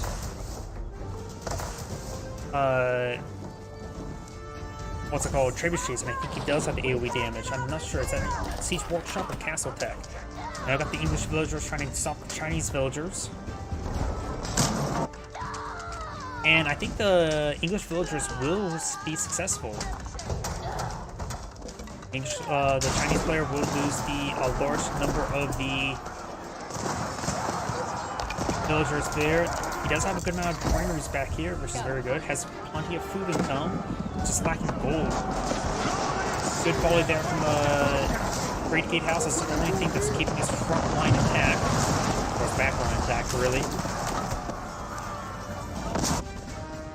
And he does stop the keep there. 2 out of 5 landmarks now? Oh, he took out the Great Gatehouse. Falscar's pushing way forward, making some damage there onto his hand cannoneers. And right now the Chinese player has no access to gold. He does have the great post there. It will be equivalent. It will be inefficient, less efficient, but still be greater than 1 villager collection rate. But it will cost more than twice per villager in order to get it built. And all this remainder gold, which he has basically none. And Kenny is starting to get overwhelmed. He's not having enough spearmen to stop these archers. Great Gatehouse receiving quite a bit of damage there. Let's get a great volume of horsemen there with the Great Gatehouse. Some of the spring balls do go down, and now some of the sound by the various infantry forces visit the man at arms there. Next Great Gatehouse barrage will not come forward, and that's would have been a really good hit. 3 out of 5 landmarks are down for the Chinese player. The the X1 Town Center and the Imperial Academy both right there. Both of those are easily sniperable by those trebuchets in position. Falscar charging forward, and the Chinese player does surrender. This is Angrade saying thank you for watching, and on to the next replay.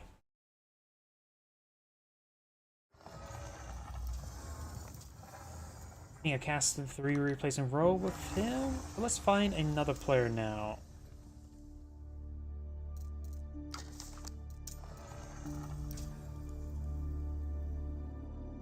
This name may be a little bit too common. Maybe him. Yep, it was him. And hidden.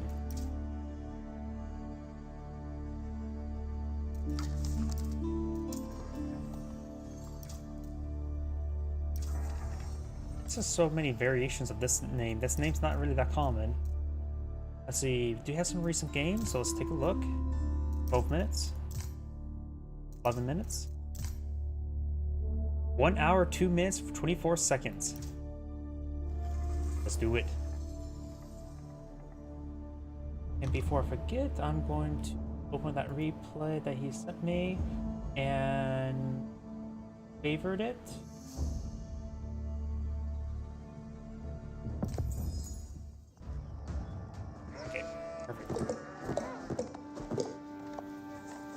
Okay, sorry about that. Greetings everyone, and Grade here with another Age of Empires 4 replay. Swell on bottom right side as the Red English with Opa. Swell on top left side as the Holy Roman Empire, we have Sortov. Let's see, Holy Roman Empire versus English. We all know the English, having the longbowmen, man-at-arms, but both sides have access to early man-at-arms, just as the English part has access to the vanguard man-at-arms. And no early, regular spearmen. But, the counterpart, we got the Holy Roman Empire. Longbowmen will not be that great versus the, what's it called, man-at-arms and Aachen Chapel. I was going to say, depending which landmark it goes for, will change how the Holy Roman Empire plays. The other one, the unique blacksmith, is incredibly powerful as well. Good for Russian. We do have the council hall being pulled on out, so we're going to see some longbowmen.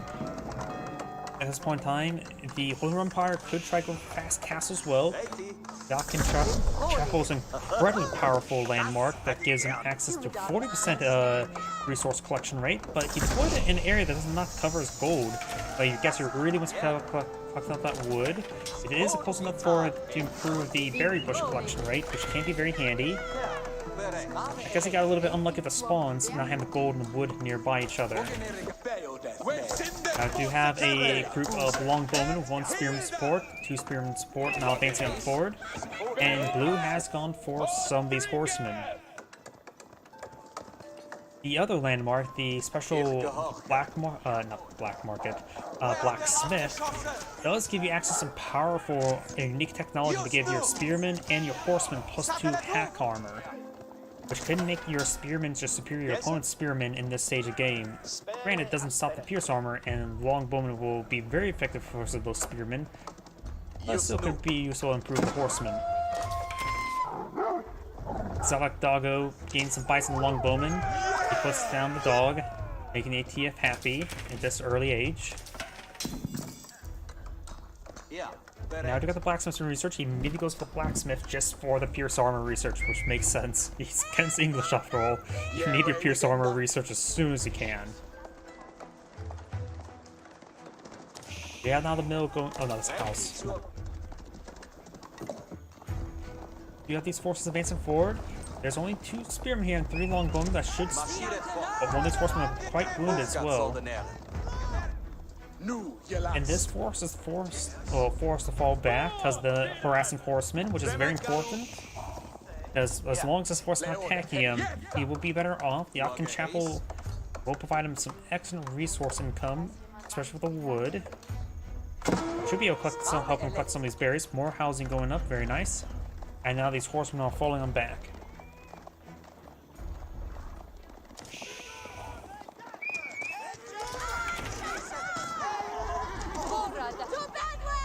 Those horsemen goes down. Critical loss for blue at the moment. He's getting more archers, which is good.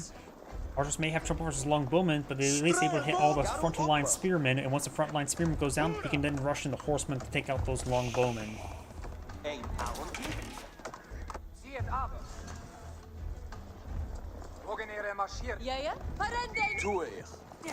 You now have marching droves being pulled out and out, which will help increase the movement speed of his forces, especially those archers and spearmen, and everything later on.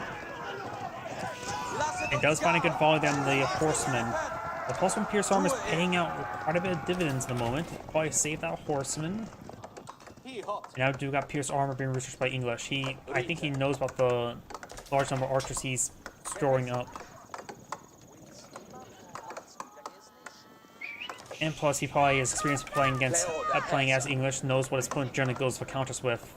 And mass spearmen, it's not exactly a counter to the longbowmen. It's usually just massing archers to engage your longbowmen. It's usually the answer.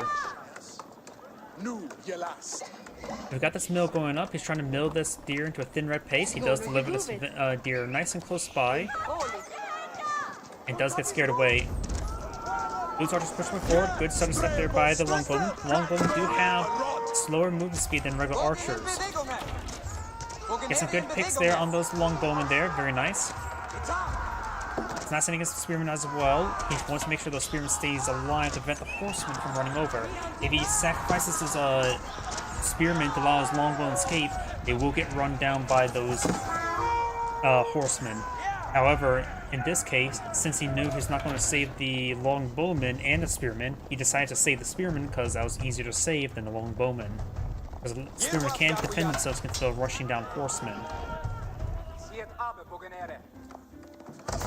More longbowmen being pulled on the field, so we got some great engagement there by the Holy Roman Empire player. We got these deer being ground into a thin red paste. Yeah, way weekender.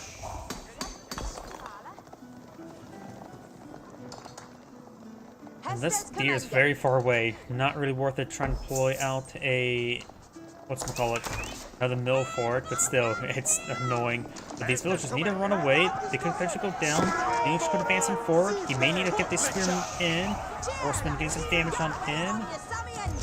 He does get to the town center garrison, which will fire some good amount of arrows there. Some of these villagers trying to go on down. Very nice. And now the spearmen are advancing forward, trying to advance the horsemen. Longbowman gets some great hits there onto the archers. A lot of free hits there. Scout does go down. And now, trying to advance it forward. Good to get some hits on these villagers, but decides to save his horsemen instead, which is a good idea. Longbowman finds a volley there. He could perhaps use the village to support his engagement. Spearmen now charging forward. A good number of spearmen are being gunned down by the archers. Longbowman has more health, does 7-6 damage as opposed to the archers 6-5 damage. So Longbowman even do more bonus damage versus the spearmen if he's planning to deploy out spearmen.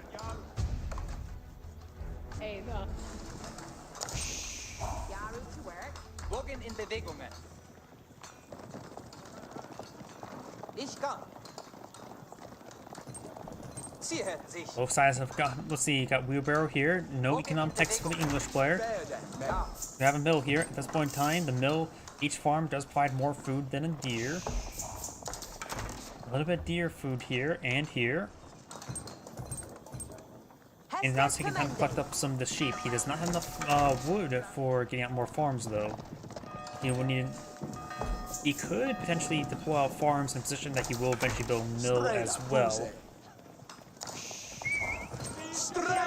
Longbowman gets some good damage on the horseman. The horseman does fall back now. And now we've got the Regnig's Cathedral being pulled on now. Both sides are not to pull out additional town center. Usually the Holy Roman Empire don't really need to do it, because they have a lot of powerful assets to be alternatives to the to deploying additional town centers, such as the Aachen Chapel. Also, 40% gathering rate is massive.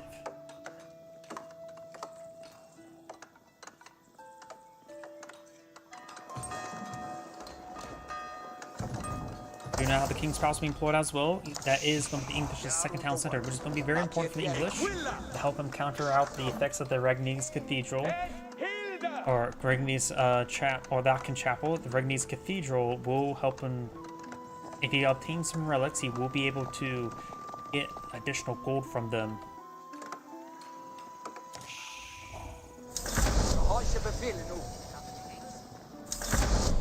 Both players now have entered Castle Age about the same time.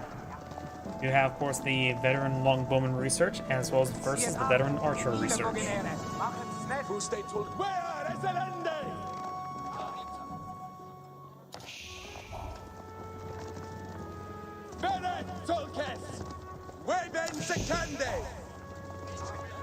Red Spearman advancing forward. We'll find these blue archers there. Does get a good volley on each other. Doesn't take out Spearman. Does not take out Archer. Does take out Archer. Does find a couple more archers there. Now able to sprint away right there.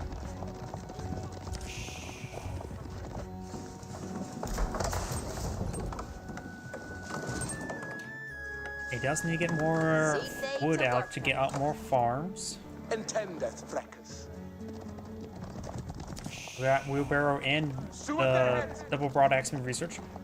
That's one thing as well. Neither side has gone for any economic tax, barring the wheelbarrow. So both players have been running on a little bit low in resources.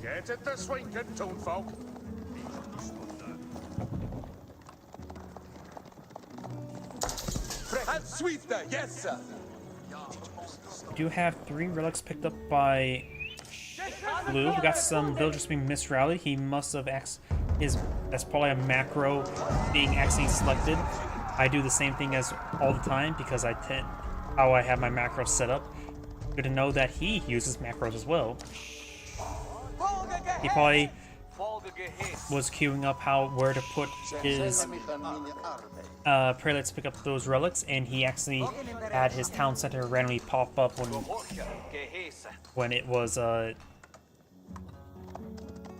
trying to queue up the Reganese Cathedral. Das soll mich überleben. Prelate now going down, unless he built the prelate also from the town center. That could be another possibility. Does throw the whole monk inside of that town center, relic included. You have some man-at-arms chasing down this knight. Looks like red is eyeing for knights, while blue is eyeing for man-at-arms, which you get the higher armored man-at-arms for the English and higher armored knights as the Holy Roman Empire, so it's a little bit inverse.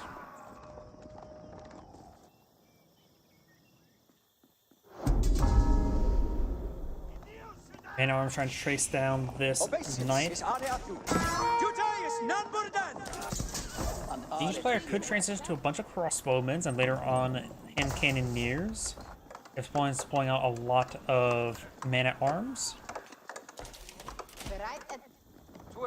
And we do have the two-handed weapons now researched by the man-at-arms, which does give him some extra damage.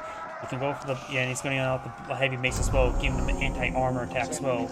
If you need to hold the line from the Holy Roman Empire man-at-arms, you may want to go for Spearman around instead. Though armor-clad will help change the map that. It does pick off that prelate there. That does go down to the relic-infused tower. Schönes Bilde. Bin bereit zu dem. An Are zu hören. Was soll getan werden? Now we've got the two-handed maces deployed on out.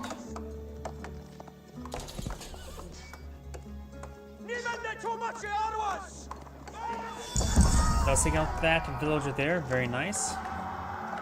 And the knight's going to be running away. Let's see, let's pull up the stable. I think you can get some better... It must be the blacksmith I'm thinking of. All the knights get heavy armor. Maybe it's a castle tech.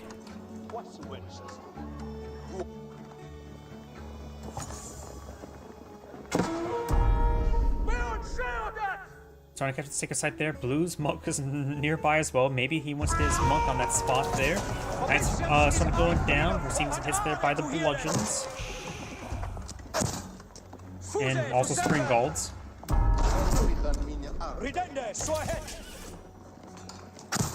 It's good to on the knights.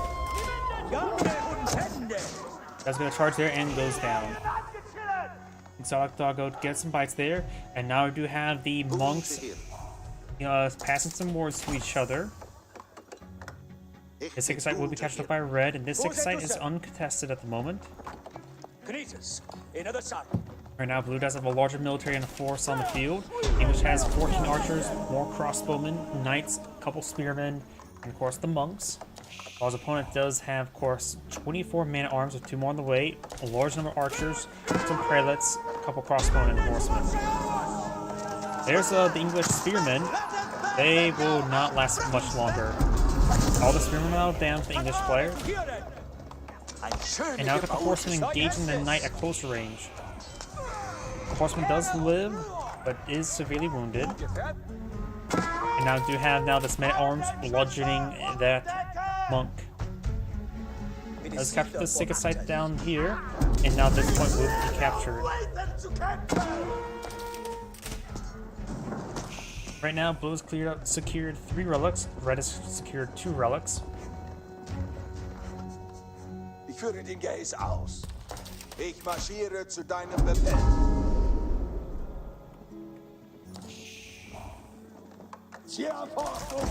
Tue ich. Aggress yourself.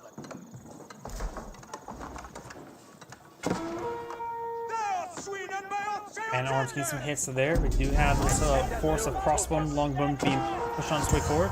Trying to overrun the prelate. These man-at-arms will get ripped apart by this archer force. Up here, we got this point being captured up by blue now.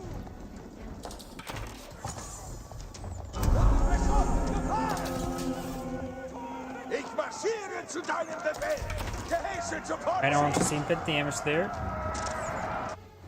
Now we've got these forces advancing on forward. It's a significant force here. And no defense really in this region. Got a couple guys here. Set it, yo. This force is being distracted a little bit too much. Now Blue's forces are advancing forward. We've got a tower here. Longbow receives some fire from archers receives fire from crossbow and longbowmen. Got a good number of man-arms charging forward as well now. He has good kills there on these crossbows. He needs to fall back, especially with this force here. Got mining and lumber technologies coming out for red. Blue only has so far the lumberjack technologies.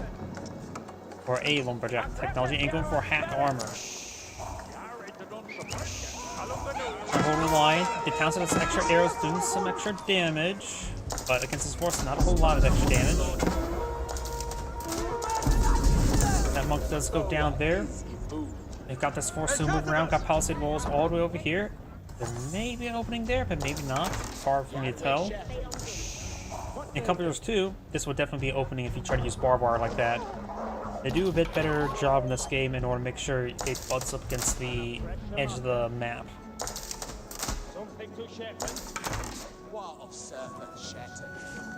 I have a feeling I know what's butted up against the map. You know how stone walls, if you put it up against a cliffside, it will sort of extend it out a little bit? Maybe do the exact same thing with a visible object to the edge of the wall, edge of the map. That's just a hypothesis, though. More sacred sites being captured, decaptured, and all that sort. There's just a massive army there. That's monster go down. Crossbone does go down as well. Got a good archer force advance forward, picking off some of these man-arms. Very nice. Got some knights here as well. Archers focus down the knight there, drawing a lot of fire. A lot of longbone. Crossbone gets some extra damage there. Knights now charging forward. We still got a significant number of man-arms here. Red has a small force in his opponent. He does have a good amount of food and gold stored up. You could perhaps try to get a hit force of horsemen as the man-arms advance forward. Maybe he can use horsemen to flank against the archers. And he's supposed to save this sacred site there. And the sacred site will be decaptured by Blue's monk. Blue, regroup forces. He does not have siege engineers research. You can't just pull out some battering rams to batter down his opponent. Right now, the Holy Roman Empire does have a good reserve of food and gold. The English player, oh, that's enough to age up. Will we see the Berkshire Castle? I was wondering, will we see the Berkshire Castle defensively, or will we see the Weingard Palace? And we are going to see the Berkshire Castle. Berkshire Castle is an excellent defensive placement. The Weingard Palace does give you a lot of cost-effective banner armies. It does take a long time to pull out, but you can get some really cheap trebuchets that way. He's got some of his man-at-arms there, very nice. We got a single Maginot here, which will put some big holes in his opponent. And Berkshire Castle will easily protect this gold deposit and will potentially protect this sacred site as well from any harassing forces. Does stop the decap or full capture there. Longbone gets some great damage there. Holy Roman Empire is pretty far away from Imperial Age, and now the English has Imperial Age. He may want to get out elite longbone research as soon as possible, as opposed to crossbow research. Good abstain from crossbow research and just go for hand cannoneers afterwards, but gaining elite longbone research is still going to be useful since they're a very, very effective trash unit. Goes now advancing forward with a massive wave of archers first. Maginot sitting on up, fires a volley, gets a good hit there on some of those archers. These forces are advancing forward, man-at-arms being charged forward, being stutter-stepped as well. And now got the monk conversion. Pulls back in time, which also allows his arch range force to get some free damage on in. Very, very nice. Monk may want to try to throw that relic on the monastery. Does go down. Maginot dancing around, needs to perhaps get a hit on this archers. He's far enough away, but he's trying to keep it safe. Berkshire Castle range does extend out over here, but not over here. He's finding a good choke point there to hold the line. Maginot should be reloaded now. Needs to hit this archer force. Finds a volley, and he gets the hit on the man-at-arms. He's just going to push back quite a bit. Council of Arrows firing away. Council of Arrows right now is doing 8 damage per arrow. And the man-at-arms only have, what, 6 pierce armor at the moment? And the English does hold the line. Yeah, 6 pierce armor. And now the knights find some hits there on these archers, though some of those knights were pretty wounded.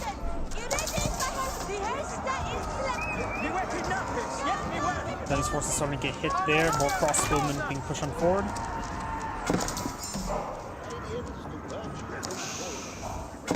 Now the Pal Swabia being put on the field, eyeing for that to quickly get his villager count up high for cheap. It's basically equivalent to what, 3-4 town centers at a cheaper rate. Yeah, 200% faster, 66% less cost. So it's 3 town centers. It says plus 200% faster, which means it should be 300% efficiency at a 1/3 of the cost. Nice backing off from away from the man at arms. We do have a castle. Oh, both sides going for a keep. But the English has gotten there first, but got more villagers over here. Also being inspired by the prelate. The knights should be able to hold back those villagers for the time being. These man at arms could be brought over here once he realizes what's going on. And he started hitting these villagers first. At this rate, if he doesn't stop these villagers, he will. Okay, it looks like Red will get his keep up first. Bludgeon's getting some hits there. One of the knights do go down. And does decide to cancel the keep there and fall back. It's hard to say if he should go for it or not. Now got this massive force coming forward. Red's keep will go on up.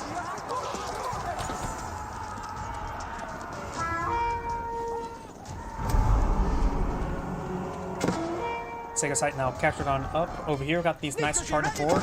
Auchenchapel's able to inspire a lot of these villagers there. He can put some extra mills from nearby, like this one here, to get some better drop-off points. And now the English keep does go up. Getting some good arrows down the man at arms. The Berkshire Castle will keep this gold deposit here. Let's try to hide this gold deposit as well. He's going for this gold deposit because he's trying to steal his opponent's gold on the side of the map. But with the Red Means Cathedral, he will get a great gold tide as well. Right now, he does not have Tithe Barn, but each relic will provide. That was a little bit higher, but 160 gold per minute is quite significant. The Red does have 2 sacred sites captured up, while Blue only has 1. Blue has still a much larger force in the field, less villagers as well. Not a lot of resources stockpiled, a decent amount of gold and food. The English player has plenty of resources and going for the network of citadels now. And he's claimed the wood, not the gold. The Berkshire Castle will keep the sacred site secure from a nice, safe 15-mile distance. And will be fully covered there, so a harassing force, he needs a battering ram to get that decaptured. Red's now pulled out a good number of hand cannoneers, very nice. So has 2 Mangonels going for some horsemen as well. It's getting the elite horseman research, as well as boiling oil.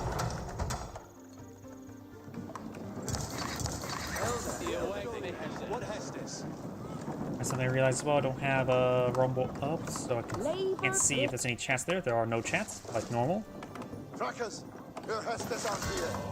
Monster is a bit wounded, and the Mangonel's having a very fun time. It must be a little kid driving that cart. You know how you sort of swing around on a swivel chair? That's what I'm assuming. Wasn't that a thing as well? Like there was a bit of a meme or monks doing some sort of dance like that? Knights not going to get overwhelmed by these horsemen. And we'll draw fire towards this. Oh, got the elite horseman there. Im Sattel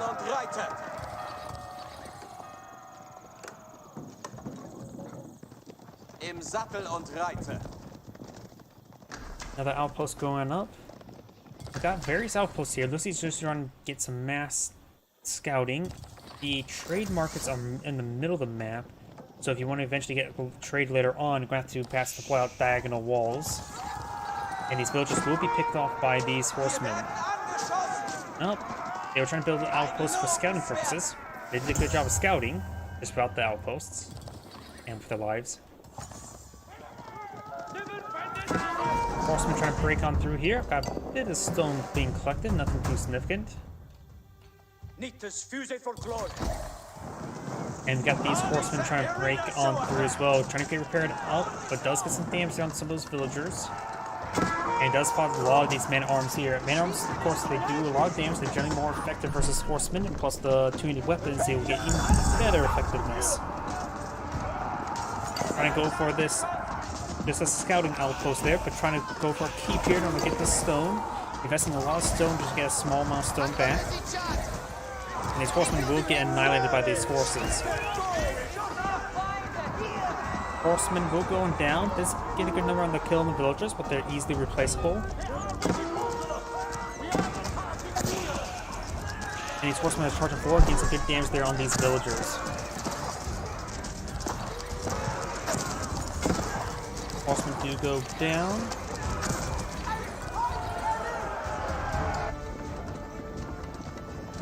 And this is a force of pure man-at-arms. This outpost was spotted. That maybe a little bit too many outposts next to each other. Man-at-arms do annihilate that outpost in no time. And now we do have some blue cannoneers out as well. We do now have the elite army tactics now being researched, greatly increasing the efficiency of these Holy Roman Empire man-at-arms. There goes that outpost as well. Perchar Castle gains some good damage on in.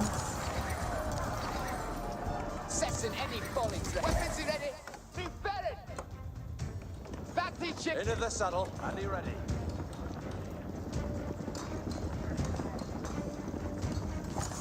The castle does cost 800 stone, and this is only a cost of 1,200, so you will get a net gain of 400 stone from that deposit after investing the keep, though having a lot of these keeps just everywhere help protect the flank.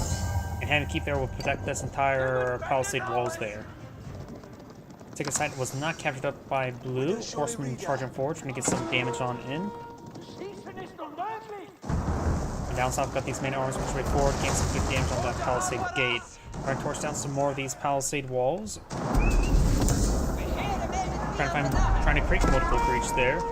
He does fall back with these forces. Sacred Site being catch up by red, that will give him the Sacred Site victory potential. Barring that man-at-arms there, but does walk off the point and back on the point. Need to be put on the whole ground stand. Trying to go for these palisade walls there, trying to close the gap. But thanks to the fact the man-at-arms are inside a bush there, they're unable to see through this region, and he does get spotted with the nearby outpost somewhere. Bombard advancing forward, trying to get some holes in this castle or keep, and trying to repair this wall as well. But this man-at-arm force is now trapped, so he's going to lose his entire man-at-arm force there. Horsemen still running around. These horsemen didn't escape enter on in.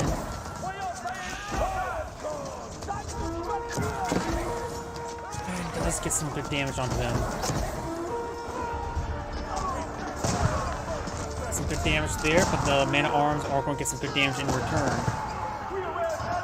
Losing those hand candies like that's not a great idea. Horsemen still charging forward. Got the offensive horsemen making their way as well. Now we've got red going for biology, and these villagers will be picked on off. The bombard's still here.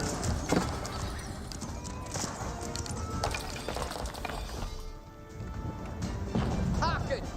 Pest is coming! Chivalry on ready, I'll die.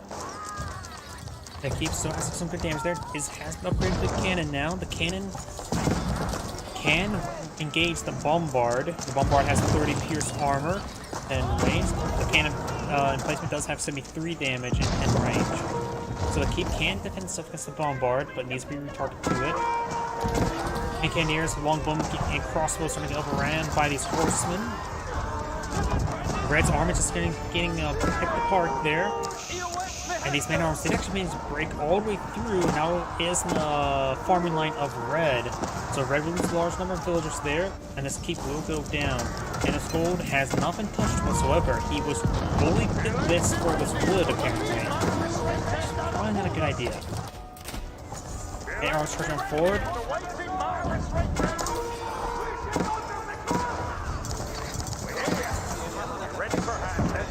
We've got the incendiary arrows right there, trying to go for a keep here to help protect this back line. Does lose a villager, trying to build it. Does finally clean up all these mana. Oh, nope, there's still a couple more right there. Now they're finally cleaned on up. These outposts will spot this massive force of man-at-arms. He needs more crossbowmen and hand cannoneers to deal with them. Horsemen is actually a great item against that. Got a mixed force of advance over here. There's still a breach over here. Horsemen pushing forward. Got a good number of longbowmen engaged. Magno finds some decent hits there. These guys are very durable at the moment. Finds a couple more volleys there. Does get some damage on him. He may not have the Magno damage at the moment. Got the batter ram trying to batter down the castle. Englishman armor pushing forward. They do have armor clad, but still need more hack armor research. Got the 8 armor. They could go up to 10-10. Horseman charging forward, trying to deal with these Mangonels. As many cannons don't protect them. Right now, we've got these forces now engaging the way. Looks like Red's front line starting to disintegrate. English trying to put more mana on here. Does save both those Mangonels. Trying to find some good volleys there. One of them's packed on up, not deployed. He's got that one deployed, just a move forward if you don't have time to properly target it. Because any fire is better than no fire. Longbowman now on the back line. And Canadians are crossbows, so trying to hold. It looks like he will get overran. Red will get overran. And this force will manage to go on in. Got some defensive mana on, but simply still not enough. Right now, Red looks like Central Green maxing. Does get that banner ram killed off. Does have a decent force now being redeployed right there. Does get holes on these forces. He does not have chemistry at the moment to get increased damage here.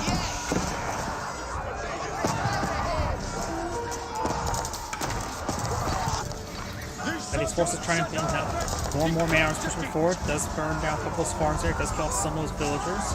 Right now, Red's down from 94 villagers versus opponent's 110. I got the Bombard firing away against the Falcon Net, as well as the Culver and anti-siege attack. Cannon does get a hit there on this horseman.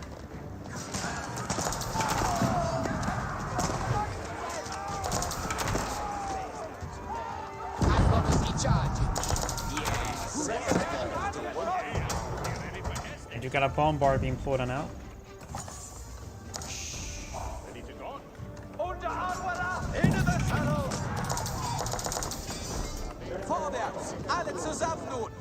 Over here, horsemen starting to engage these villagers who have not yet filled out any defenses. Horsemen should be get some good damage there to 9. That gold is very important. Veterans are pushing forward, getting some hits there, receiving some hits there by the cannon. And it's not, and this outpost is not in radius of the town center for the emergency repair. Village archers, longbow and advanced support, hand cannons in tow, getting some good damage on these retreating forces. Longbowmen right now are doing 14 damage. This man-at-arms armor is 8, so the longbowmen will still do decent damage for them. Not exactly excelling damage, but very good damage. Horsemen running around, will run to a keep there, gets annihilated. And now these horsemen trying to overrun this battering ram.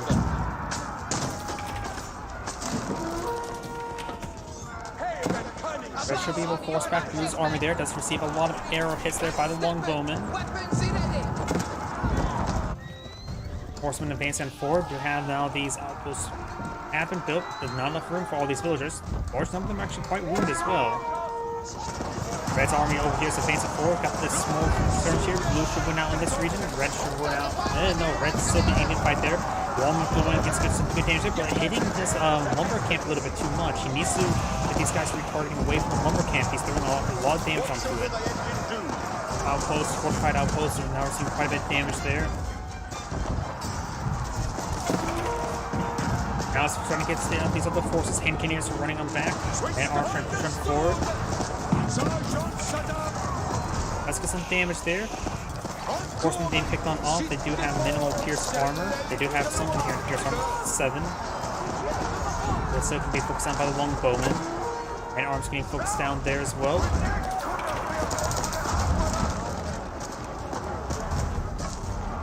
And the Battering Ram has destroyed out that outpost there.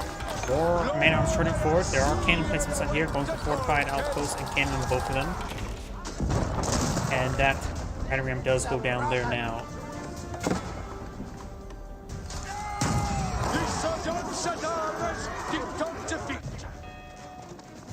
These horsemen are quite wounded.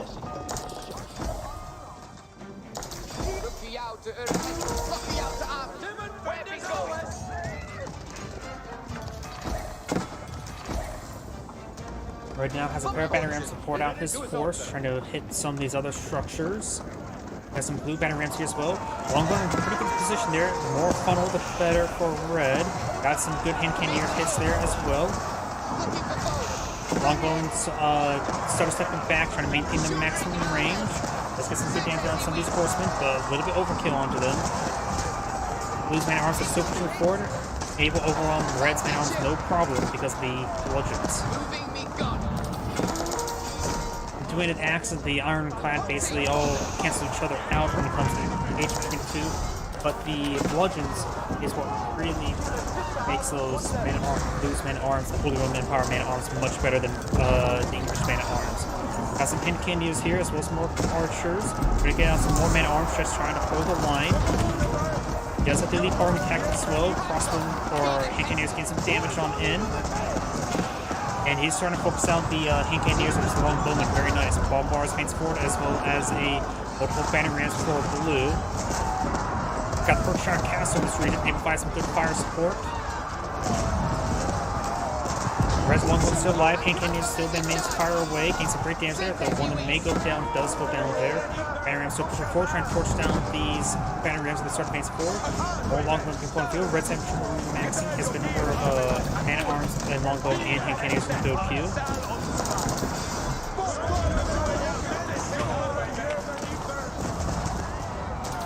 And now Blue's starting to make a retreat, trying to recoup his forces. Got this battering ram punching away. More battering rams trying to hit the Blue's flank. We've got Horsemen here. Horsemen do close damage versus these siege units. Does go ahead and take out that battering ram there. Could try to repair the Berkshire Castle before being retasked. Got some outposts being put up by Red here as well. Try to get the network of castles. He does have this outpost here from network of castles, or network of citadels, I should say.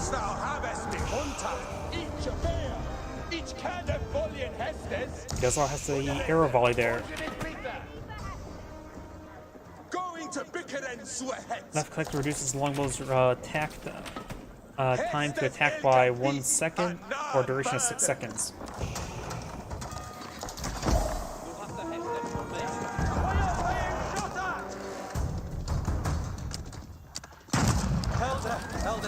Horsemen won't be too much versus these bombard placements. Siege workshop here. Also, he's upgraded the mangonels and the not the spring golds, the battering rams, which means he should have 4th construction. Yes, he does have access. No, he doesn't have siege engineers.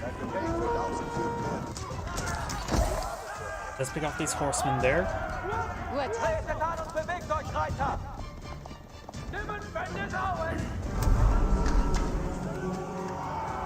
Lewis captured up Sacred Site there. Red has been maintaining 2 Sacred Sites captured. Red does have a very good reserve of resources as well. May just need to get some more production structures. Horsemen, men at arms, crossbowmen going down right there. Sorry about that. My throat's getting a little bit dry. Horsemen advancing forward, trying to get some raiding on done. The English players has no walls in this area, so these guys are going straight to these keeps, or farms, and there's a good number of keeps here. Jeff can place them here as well. Looks like we're going to try to sacrifice these villagers, try to get that keep up and going. Red does have 130 villagers versus opponents 113. More outposts going up. There's going to be a lot of extra outposts here just in case. And now the keep is garrison. And does manage to kill off those horsemen there. Man at arms being taken out there. Battering ram will be killed off by the horsemen and longbowmen. And we've got these ground force and advanced support trying to get some good damage in this region. University here research quite a bit of technology, but does not have access to these near arrows. He's just eyeing for. He does have chemistry, however, which is getting some extra damage onto these hand cannoneers. Takes out those mangonels as well. Those forces will be gunned down and hacked apart. You're ready for action. We'll find some of these villagers there with these horsemen. Very nice. While the wood on the back on the map has been cleaned on up, both players will need an eye for some additional wood. There's gone down right there. This wood can still be cleaned. Plenty of wood in the center of the map as well. And as we push forward, trying to get some good hits there onto these outposts, fortified outposts. Let's get one set up blaze. Got various red force advance forward. More batting rams coming forward as well.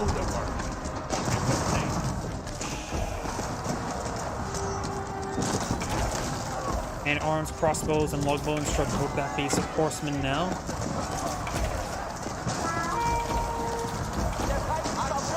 Right now, playing some of this horsemen trying to overrun this Hankinius. Hankinius love to shoot anything, and now we got the longbow volley fire now being pulled out, arrow volley.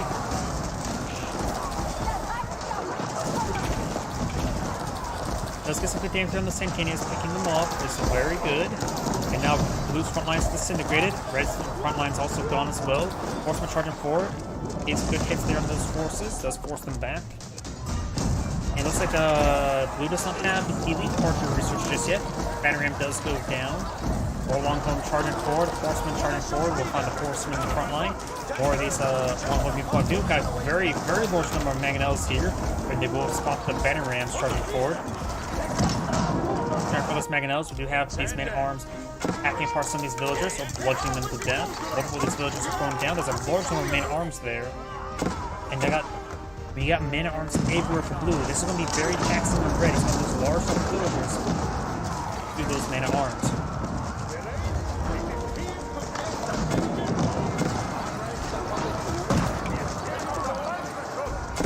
Longbowmen advancing forward. Blue's front line over here falling back. We have those man-at-arms a little bit too close to this keep. Getting some good damage on there. It has an upgrade of the cannon placement. Quick fast go for spring balls at current rate. Sometimes these backlines can hit. This farm will go down, will be burned down. Got the volley arrows now. It does have to fall back before it really gets into usage, but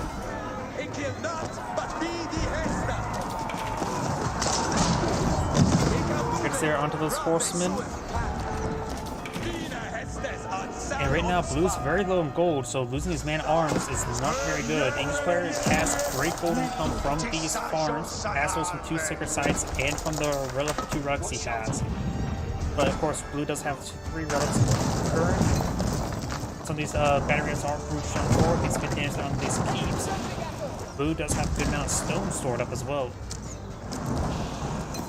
And this gold vein still has 1,000 gold left. There's still this gold deposit here and here. Red has plenty of gold to claim on his side of the map. Some good hits there. The Berkshire Castle that's the keep. That's way over here, so it's out of range to support this keep.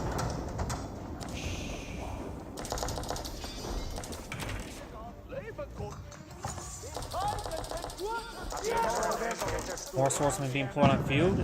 Red has a large military force deployed on the field, but he's lost a large number of villagers. Is he rebuilding them? Or keeps? Where's the town center? There's a town center. Yep, he is rebuilding town center. The King's Palace is right here. He's also rebuilding the King's Palace. He only has 2... Oh, no, he does actually have a 3rd town center here. Also deploying out individuals. An individual. Keep here. He can hold the line here next to the keep to get some good damage on in. These forces trying to advance up forward. There's a couple farms there. This area walls have not been repatched. He's been doing a good job at hitting his opponent's villagers, that's for sure.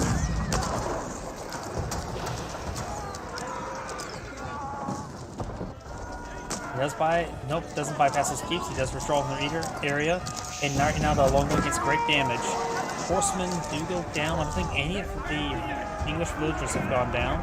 We do have a big line of stone walls being pulled in the field.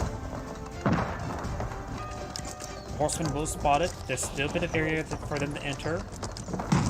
And does get a ghost in time. Look for a palisade gate there. Some of these walls still have minimal health, which they could pass through quicker approaches there, but there's actually opening there. Not actually started being built, but these guys will be picked off. English man-at-arms are charging forward. You got a defensive keep being pulled out by blue. Does have a line of stone walls here as well.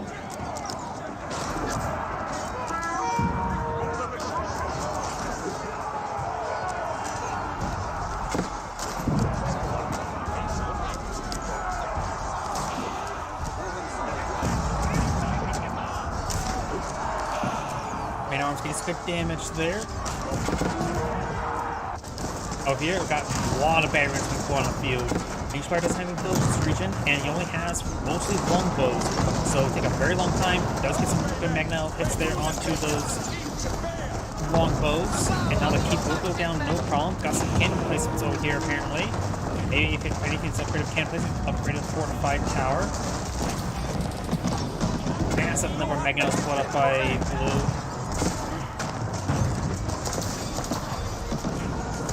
And this battery ram is trapped inside this force here. Very nice. And these battery rams are still very much alive. Does get a massive volley there on those man-at-arms. Right now, blue may need to pull out some, or red needs to pull out some horsemen. Knights being put on the field, but they don't look like they're fully upgraded. Yeah, he only has level 3 knights.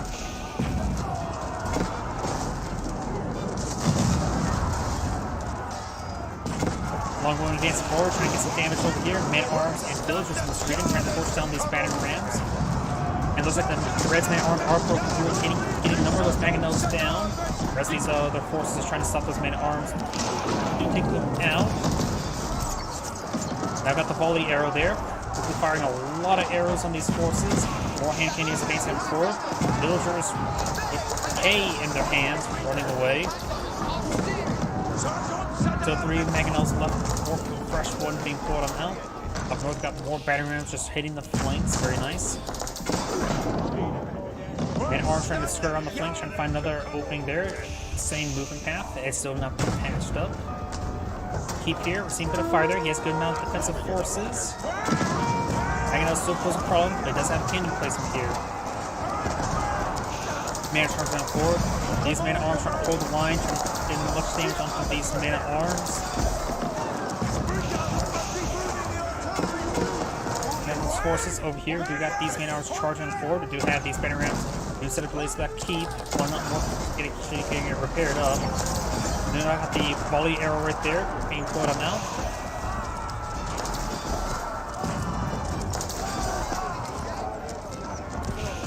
Blue's army is falling back. You may just want to get these guys not past with the battery rams, they can move faster. I've got these man-at-arms pushing forward to get some harassment there on these villagers.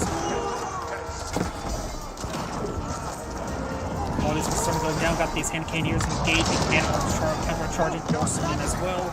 Get some good damage there. Over here, we got the man-at-arms charging forward. Still trying to find some more of these villagers. Those battery rams have been cleaned up, and the keep is still set ablaze, but it is being repaired on up by a single villager. Just not the ones in front. Still regular knights, not been upgraded just yet.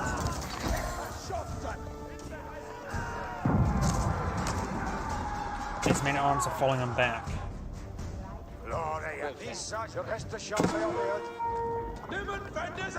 Horsemen engaging these horsemen. More battery rams pushing forward. That should be able to take out the keep, no problem. Looks like blue doesn't have his final farming research. Man-at-arms still causes some problems there. Blue's not below 100 villagers, but he can quickly rebuilding the Palace of Swabia.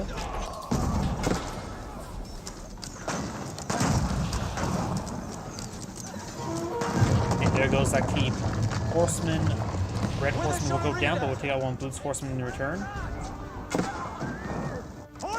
More red man-at-arms pushing forward, and there's a good number of villagers here. He doesn't realize it. I think he just realized it. More Red's battery rams pushing forward. We got a good number of French or English springballs there. Over and now being put on the field. They do have, of course, 12 tower range. And does get 2 shots there.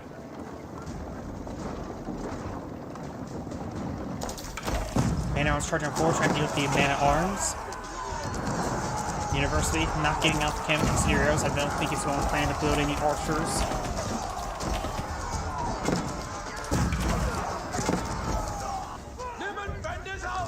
and Red's horsemen are being cleaned up. Battle rams need some great hits there. If you look at the map, Red still has gold for that stone right there. Red still has gold he can claim, and even a safe deposit back here. Blue does not have any gold remaining. He may need to get that elite archer attack. So right now he only has gold generation from the sacred sites and from the relics, which does provide some good amount of gold there, don't get me wrong. But right now his gold is minimal, and he may have too many culverts to pull the field. There's a lot of siege weapons. Holy crap. We got a massive siege push now being fought by the Holy Roman Empire. If this goes down, he's done for. Mangonels do bonus damage to still buildings, so they do even pose a threat to this keep. The keep has been upgraded with cannon. Bombard here as well. Blue does have also less villagers at the moment, and Red is taking time to clean up the central forest as well. Man-at-arm does get a kill there. And the keep will go down to the bombard. Or should I say the falconet, as opposed to the culverins. And that battle ram's not lasting long now, either. Villagers being retasked over to this keep into lumber. Man-at-arms will find these villagers. He could go over there, start hacking apart those villagers. Culverins to annihilate a single Cannoneer, and the other Cannoneer gets gunned down. Red's front line here is very tenuous because a lot of his forces along the flank does lose some of his villagers here as well. Red has a great reserve resource, but Blue does not. Man-at-arms charging forward. He's trying to fall back from the sea escape there to get some choke points. Mangonels fired a volley on to, I think, a running camp there. Looks like he gets great damage on these various structures. Does not have port protects. And these man-at-arms are being slowly whittled down, but these villagers have been hacked apart. Blue's now down to 66 villagers, which is a big problem. Granted, most of them that were hacked apart were lumberjacks. After this Mangonel space forward, we've got a good number of these man-at-arms trying to engage the man-at-arms. Red's man-at-arms are trying to walk to the culverins, but they're getting annihilated. Right now, Red's using the throw all of the reserve there. Does use the arrow volley there, and firing a lot of arrows in these forces. More man-at-arms are streaming forward, as well as horsemen. More battery rams being fought field, maybe his horsemen's reserve to help deal with the siege weapons. He's trying to get to these Mangonels, still 4 Mangonels still up the building. No displacement either of these keep, really by the network of citadels. Along with we're seeing a lot of Mangonels fired. More man-at-arms just streaming on forward, dogging the way forward. Horsemen face forward, battery rams taking out the monsters with Golden Knight and passing Golden Generation from the English right there. And Blue's starting to clean up this gold mine, very, very important. Red's front line's collapsing, but Blue doesn't have much in reserves. He's throwing his reserves on his opponent. He's trying to make the win now. More bombards, more battery rams, more Mangonels being fought on the field. Ready to start recruiting forces behind the back line. He does have, of course, the town center and the King's Palace to use as a defensive hard point. Berkshire Castle's way over here. Knocked out the volley of arrows there. Both sides have similar military size. English players are under extremely under pressure, however. More man-at-arms being poured on the field. He knows he has reserves. He's spending all his reserves, though. Springall's engaging, still trying to get these horsemen. Trebuchets seems to fire there. Trebuchets gone down. Bad time to close out. More man-at-arms charging up forward. Does have the defensive here. Starting to force down some of these battery rams. He's going to take King's Palace and the council garrison. Got these man-at-arms charging forward to engage Blue's man-at-arms. Blue's man-at-arms have already disintegrated. Red has hold Blue's onslaught. Mangonels trying to stay up here. Mangonels need to soft retreat away. There's just too many Mangonels here. He's more man-at-arms. Blue's reserve is almost out. He's good hits there. Red still has a blow across the entire battlefield, so Blue can't have time to recover. Trying to prep these Mangonels, but there's nothing to keep stopping them from going down. Nothing to stop these man-at-arms. Trying to get some hits there on that bombard. And Blue's gold mine here will go down. He will lose all those villagers likely. Red has spent a large amount of reserves trying to get a massive wave of longbowmen. What on Blue Blue's Mangonels does actually stay alive. There's actually cannons in one of those outposts there. Able to get some good damage on these English long man-at-arms. Longbow advanced support of some horsemen in the rear. Man-at-arms receives fire there. Does use the volley arrow there to really fire against these man-at-arms. Got some crossbows moving on the field. He has to go cheap. Can't get him cannons anymore. He's out of gold at the moment. Has to rely on the passive gold generation player resources. He needs to get those gold mines up and going as soon as he can. They're relatively safe at the moment. Does he have mercenary repairs available? No, we're not close enough to a town center. He needs to go out lumber mill there to start getting emergency repairs. Getting out more a spring bottle placement there. This is the upgrade cannon placement. He does have a bit of stone there. May want to get one of these upgraded fortified outposts. Villagers are going down as well. These lost large number of villagers. These villagers are collecting the much needed gold. English is taking time to regroup, which will give Blue time to regroup. Right now the military force is 70-70 at the 1 hour mark. Outpost will go on down.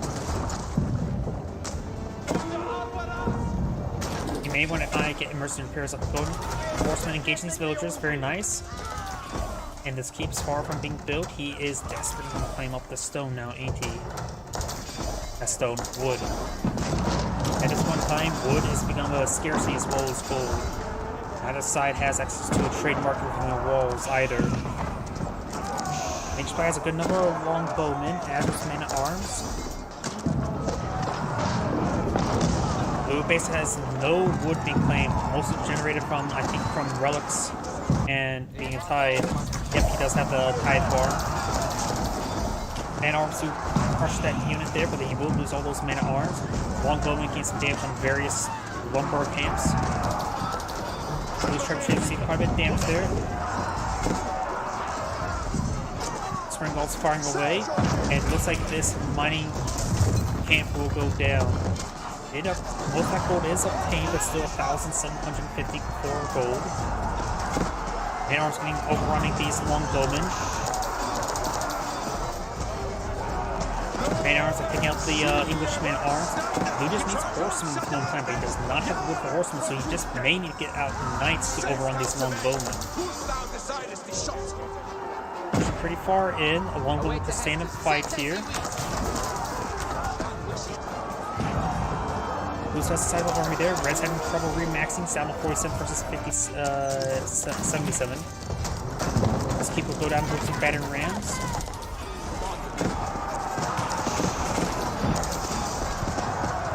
And just starting pulling out some cannoneers as well. Longbowmen are nice and all, but it's still not a proper counter. And Blue backs out of the game. His reserve was done. Even though he was seemed like he's in a great position, Red is probably breathing a sigh of relief and probably wondering what just happened. By the way, this is Angrade saying thank you for watching, and on to the next replay. And before I start the next replay, I do need to use the restroom again. My apologies.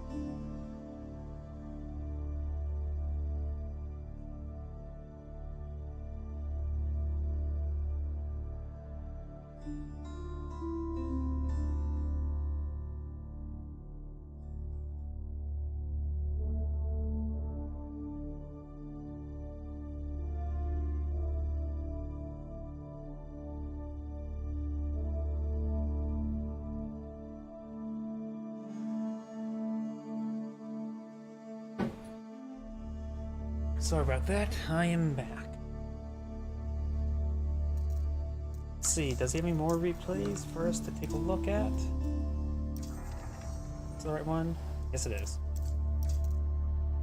Let's see. Oh, Dry Arabia. Was that all? I don't think that was Dry Arabia map, was it? It was.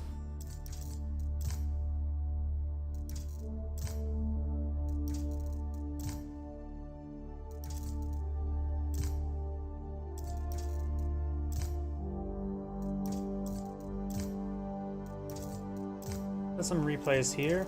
I just wanted to make sure we can do this one here.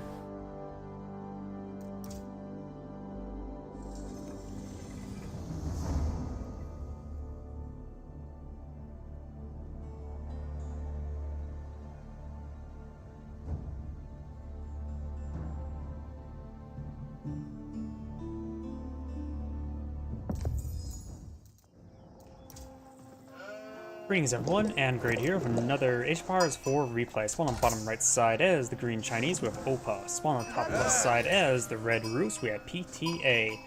And since we do have a Rus player, let's get out of caster mode at the moment, switch over to him so we can keep an eye on the trade bounty, which he currently has 0. Let's find this deer deposit now. Let's see, Rus versus Chinese. The Rus, of course, are a very powerful faction, has access to a lot of free resource capabilities. Oop, got a bit of kills there. Does get the deer there. Looks like it did a bit better than his opponent. This deer deposit has not been spotted or claimed by other close players. Red does spot that one, but I think green found that one. Let's find some exotic doggos. Rus have a lot of free resources. Did a bit of passive gold, a massive free amount of wood with the extra 20%, as well as with the more trade bounty, the more food collection rate. Let's take out Red Scout there as well. Very, very nice. We'll do now the... Yep, Kremlin. I think you have to look at it to know it's Kremlin. And over here we do have the Imperial Academy. And Red does find this deer deposit as well. He's pretty close to 250. Needs to find one more exotic doggo to pet and take home.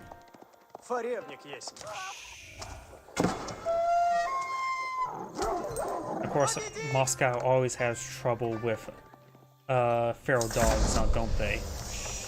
He does now get the tier 2. He will only get the high trade house to get the tier 3. Scout receiving a bit higher there. We now got the Tang Dynasty barracks there. No Barton Sun just yet. The chance of him fighting early knights is very likely. And of course, the best way to deal with early knights is with spearmen. So depending what he may need to scout out with his scouts and see what one's going for. And we'll realize he's not going for any military units right now. So maybe eyeing for a bit of eco gain.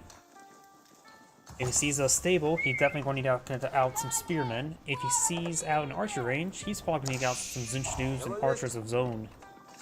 You're not the part of some being plot of field, try and protect this deer deposit. And also can pull out a mill to grind this deer up in a thin red paste.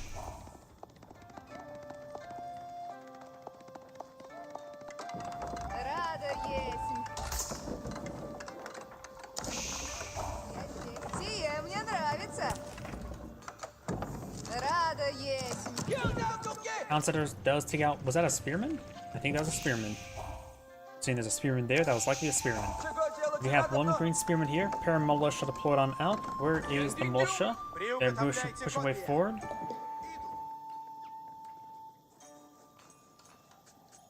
They're pushing forward with their glaives. It says militia axe, but they use them as a spear. They don't actually use the hacking animation save like the Palace Guard uses. Does see some hand cannon slits there. We'll be stabbing some of these villagers. They are currently lasting for another 20 seconds. See some hand cannon shots there. Is out of range. Oh, or maybe not.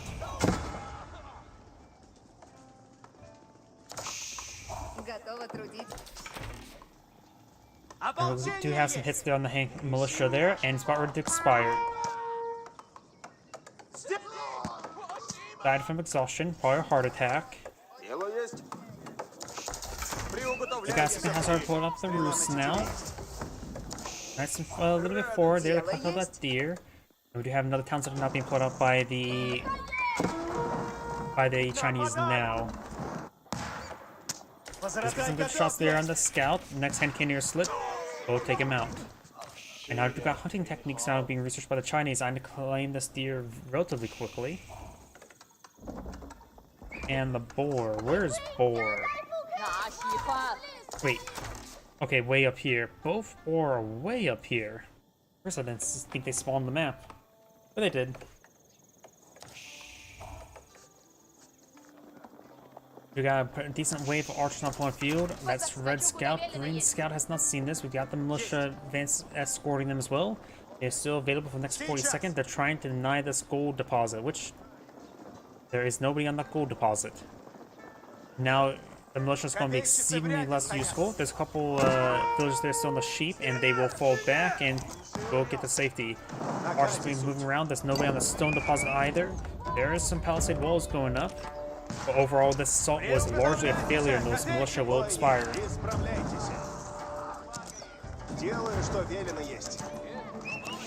Imperial official trying to collect some tax from the sheep, and that's what you get for taxing sheep. Only tax people, not the sheep.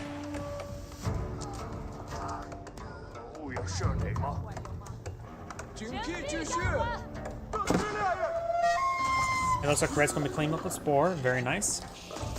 The boar has been shanked, and oh, that's a town center, not a. Oh, that's a good spot for town center, both to claim the gold and the boar. I thought we were going to see like hunting cabin and wooden fortress, but we do not. Red right now has an army of 8 archers, and the opponent is going for some Zunch as well as some spearmen. Does gun down one of those villagers there. Does fire some retaliation arrows now. He does pick off one of the archers there.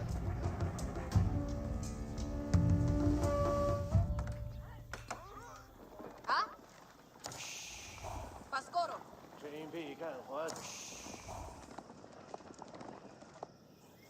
OK，就是前进。明白。行军中不要退缩。 Archers may get a little bit too close to the Bardican Sun. And overall, things are getting a little bit slow. Let's go ahead and fast forward a little bit. We do have the wheelbarrow, level 1 wood, level 1 mining. Over here for the Chinese, just 1 level of wood. Scout trying to interrupt the placement of the walls was unsuccessful, and the fortified palisade walls will go up, and his sword is very dull. You have hunting cabin there, has 1 tree nearby. Maybe he'll get himself 1 gold per minute. So I'm just gonna shave off the bark and sell it. If it's a hickory tree, you can make some hickory syrup from the bark. You now have the arrow slits research going up, as well as castle watch, which increases sight range. And now you got castle wage for the roost. He has gone for the Abbey of the Trinity, so he did not go high trade house. So he's going to be at tier 2 trade bounty the entire game, not eyeing for tier 3. The Abbey of Trinity does give you some 2 unique technologies that you can't normally get. You get the fervor, improve the range of Sync's blessing by 5 tiles, and also increases the also grants +1 damage. Now I've got Castle Age for the Chinese astronomical clock tower, not uncommon. And also we do also have the Saint's Veneration, giving +100 health to his warrior monks. Granted, a lot of these technologies are in Imperial Age. Well, this one is. And the also still has access to piety as well, so he can get along with Warrior's Fortitude and Bloodlines. I think your warrior monks get almost up to 400 health. You now have some man-at-arms being pulled on the field. Sorry, I hit my microphone. And now we have these men-at-arms falling back. The men-at-arms are very durable and a good counter to the spearmen. Zinch right now have no damage, so they 5 pierce armor is more than plenty for fight against the Zinch. If they get all their pierce damage, they won't do any additional. Will still only do 1 damage per arrow.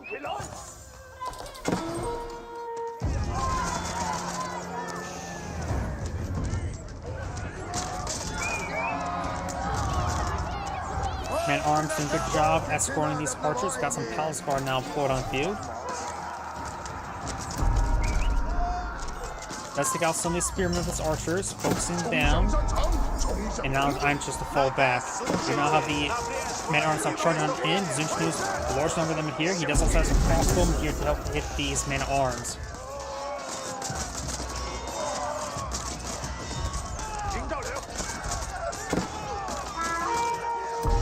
Overall, Red will lose this fight, falling back now with his force.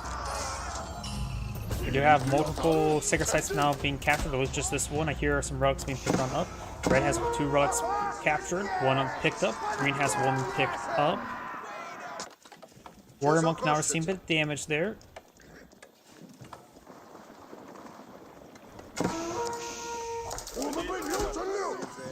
And the War Monk will escape on out of there. Another relic has been picked up, and this time by the Rus as well.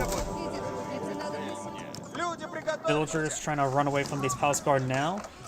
Warrior Monk trying to get some damage on in. This attack is 11, not something that's too significant, similar to a Horseman. And some of these villagers are getting hacked apart by these Palace Guard. And he could try to go version there. Nope, he already did. Wooden Fortress here has, of course, the improved vision range. Let's get this Wooden Fortress also garrisons. A great hard point to fight from.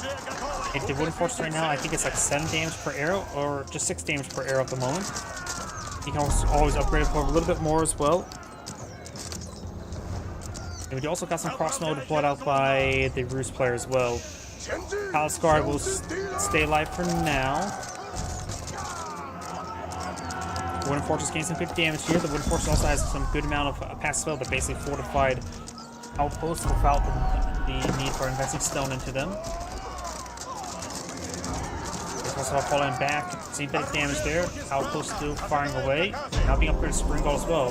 You might as well just go for the castle turret if he's going to really fight from it.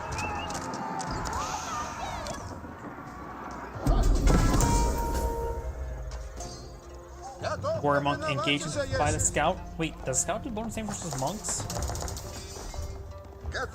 That must mean the wounded one that was way up here. Okay, do we have the Palace Guards moving way down south? We do have a good number of crossbows and men-arms here.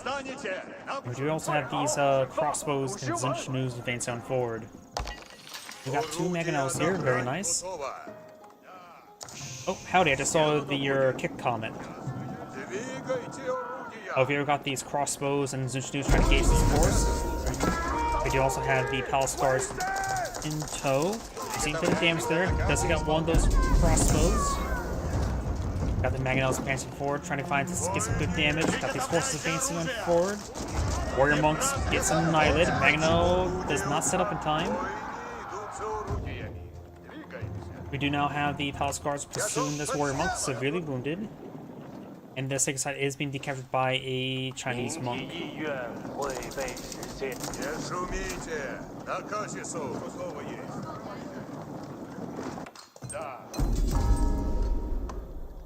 Sacred site now being captured by the monk. We got a very good number of Mangonels here, as well as a couple Spring Gulls escort. We do have a Clock Tower counterweight trebuchet being pulled on out. Palace Guards trying to harass past the back line. There's a scout here. And that is a big wave of militia. We got 18 militia now being pulled on out.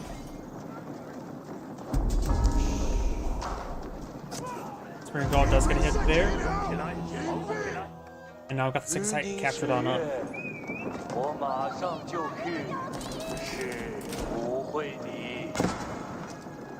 Arcane Sun being upgraded to Spring Guard replacement. Mangonels do go here versus garrisons.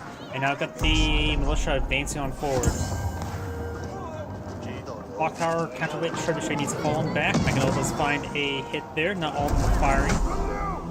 The sacred site has been captured up. The sacred site being captured up by red. And now got the big miss rally there by red. These Mangonels being hit immediately by the Palace Guard.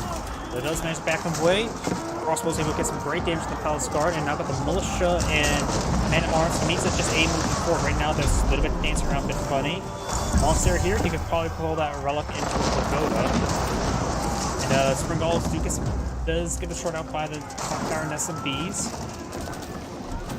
Arcane Sun's almost down. The militia should about expire. Get it down to 2 seconds. And this will be a big loss in frontline force for the Rus. Clock Tower and SB does take out that crossbowman. More crossbows here. Nope. And the counterweight trebuchet is trying to get a hit in. Man-at-arms still trying to torch on the Arcane Sun. Does take out the nest of bees there. At that point, we do have the there's a scout.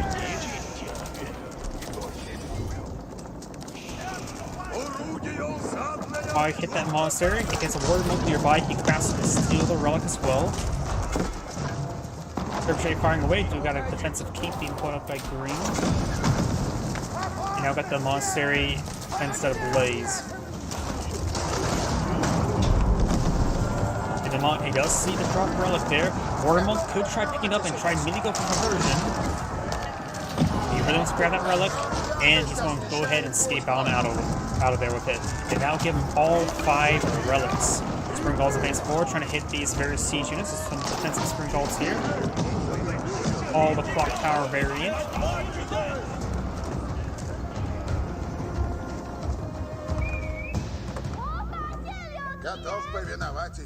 Two of the sacred sites have been captured up by the Rus. The last one is neutral. And now Red's eyeing for a big line of palisade walls. Does get these ones up, going for these ones next. Does manage to get the gold deposit and the boar secure. And that scout's still being annoying. Right now, the Chinese player has 23 units, the Rus player has 54.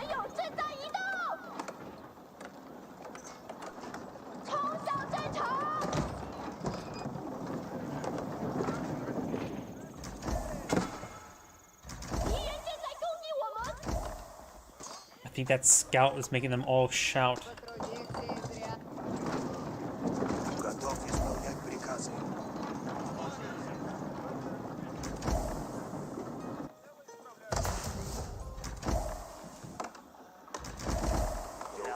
With 5 relics on the field, that will result in a lot of extra resources, that's for sure. Each one provides, what, 30? Or, no, a bit more than 30, it's 90, isn't it?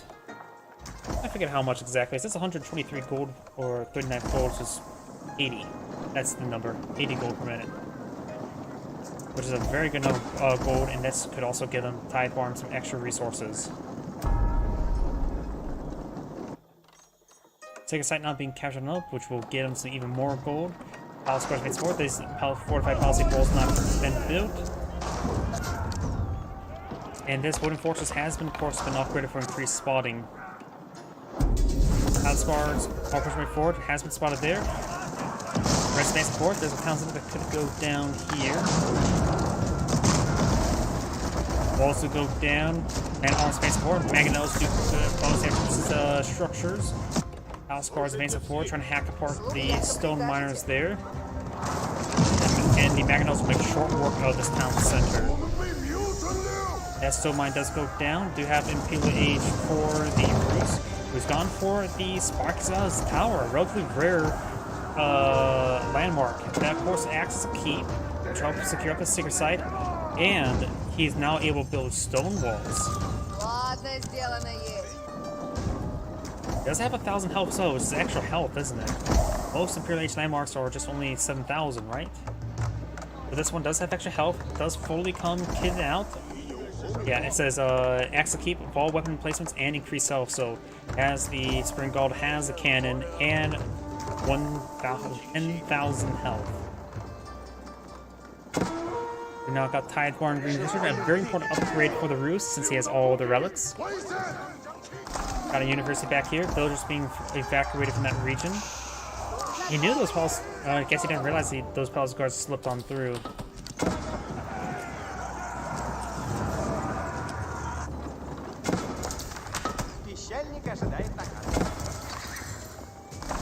University now going up, very nice. At this point, intended to be recaptured. Does spot now the Spasskia, however you pronounce that, tower. Warrior Monk has a bit of fire there. Oh, trying to give him the runaround. House guards up here, chuck on some villagers. Hopefully his farms has been set ablaze. Now I do have the Great Gatehouse being put on the field, a very powerful defensive landmark as well. Will be out of range of the sacred site though. Gold being cleaned up there, very nice. Green's keep does go on up. We're trying to go for another keep there, does cancel it. So we do have the cannon. Nope, no cannon placement here.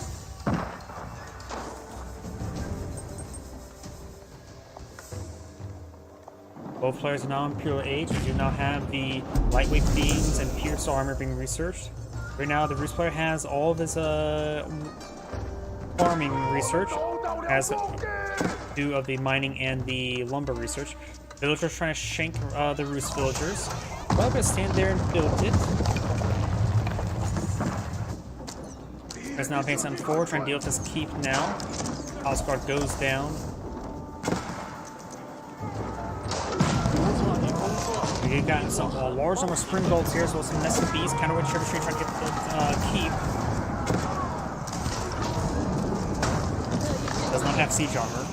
And now we have this keep under fire with local sources. Look at the counterweight trebuchet there, keeping the landmarks secure. And as well, to repair landmarks, you only need wood, not stone. Villagers advancing forward, trying to repair up this keep. Magneto's charging forward as well, trying to get some hits on these villagers. Fires a volley there, does get inside, will take minimal damage. And now it's going to be trying to deal with those Mangonels. Let's go with the Mangonels. Keep has been set ablaze. Trying to repair it up now. Spring Bolts advance forward, does take out one of the Mangonels. You may see the keep there, the villagers not being focused down. Even by these red infantry. That speed does give some good damage there. I was greatly well played there by the Roost player, but it does get Bolting Oil now research. All this wood's being cleaned up. There's still plenty of wood and a simple map for either player to claim. And does he get the unique Warrior Monk technologies? No, he does not.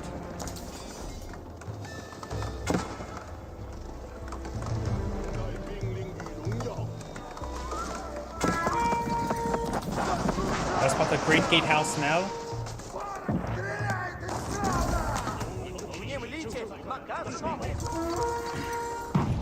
Right now, it's on advancing forward. We've got Green's villagers trying to build out a outpost there. And now there's a massive force here, including 7 Streltsy.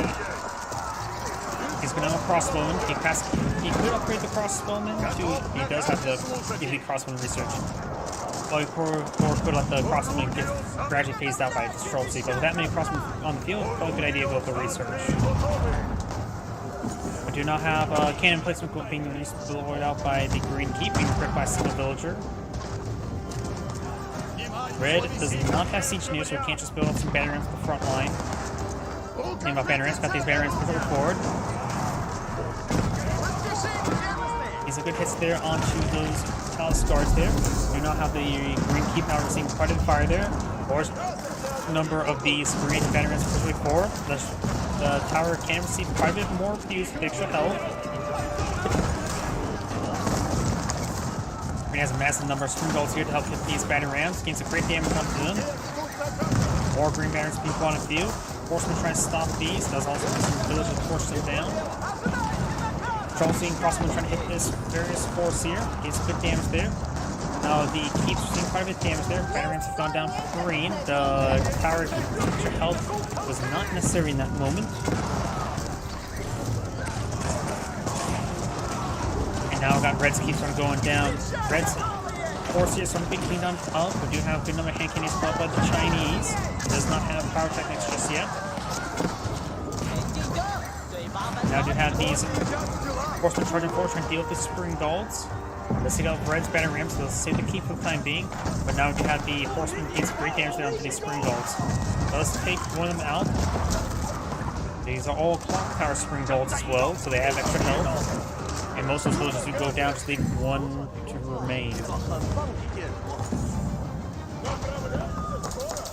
Got a big wave of militia now advance forward. They're going for a massive wave of archer ranges, trying to get more Streltsy out. With that many Streltsy out, you may want to keep really high, getting gold income.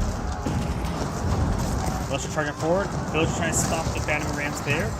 Villagers, large number of them are actually quite wounded. Banners do go down. Got more banners pushing forward. Let's get inside tower now, and he will go ahead and torch the rest of it down. The keep does go down. Good number of villagers can go down as well. Right now the villager count is 122 to 126, but good number of them will go down.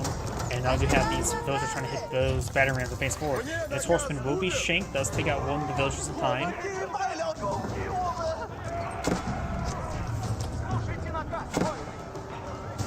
Militia only has 10 seconds remain. needs to be suicidal with him. At this way, the militia and horsemen advance forward. The militia about to expire. 3, 2, 1. Died from a heart attack. We do now have the Great Gatehouse firing away. Gets big damage there onto those horsemen. Oh, Sacred Site victory, 3 minutes. I just remembered that he has that Sacred Site victory going. Essential Sacred Site's not being captured at the moment. By this battering ram here, he will keep the battering ram there on top of the Sacred Site just to stall down the Sacred Site victory. Horsemen engage these battering rams. I think Red will win a Sacred Site victory at the moment. Red has a massive reserve of resources, including the stone, while Green does not have much resources at the moment. He has his granaries up and going. And but he's getting harassed a little bit. Sacred Site not being decaptured by these hand cannoneers, but they will get gunned down. Green has a pretty sizable force of hand cannoneers, 34 hand cannoneers. They do have inherently higher range than Streltsy, which are a range of about 3.5. Well, that's the same as Streltsy. Streltsy has 4 range. But they can get pyrotechnics and increase their range up to 5.5, which is very, very important. Horsemen trying to overrun these spring golds now. These horsemen trying to get some harassment there. And the last of that gold has just been claimed, and that is the rest of gold on green side of the map. There's some gold here. It still has 1,911 gold remaining. Very important he gets that, because it's out of gold out of the way. And remember as well, the Bruce player has all 3 relics and has this 150 stone income from those relics. Streltsy engaging the Spearmen. Imperial official about to go down as well. Sacred Site victory, 1 minute, 45 seconds remaining. The number of hand cannons advance forward. Able to gun down good number of these horsemen. Still no pyrotechnics. Horsemen engaging these villagers, getting a good number of them killed.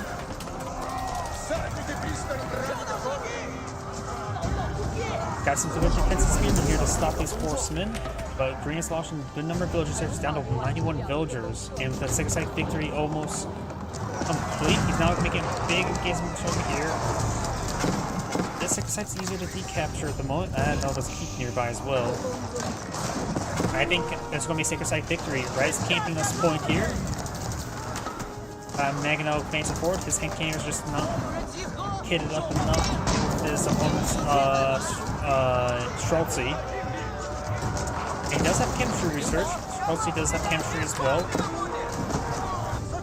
Horsemen still getting to run around, getting a good number of kills on these villagers. 1 minute remains. Veteran unable to camp the point, and Green does back out of the game now. This is Android saying thank you for watching, and on to the next replay.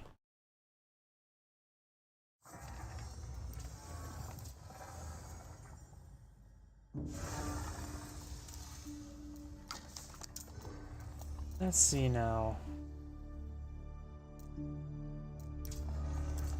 I think I sort of already combed through a lot of his replays, right? Yeah, same players. Let's not do that one. 20 minutes, we could do that one. Same players again. Why is it still the same players? Oh, they're custom, so he's playing with friends. Did I do this one? I think I've done that one. Here, let's just go to a different player at this point in time since I don't know which ones I've done.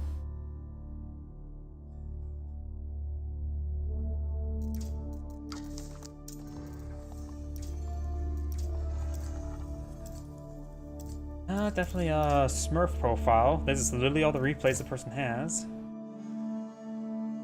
We can do this one here, 52 minutes, English versus Rus. I'm just sort of curious what else is here.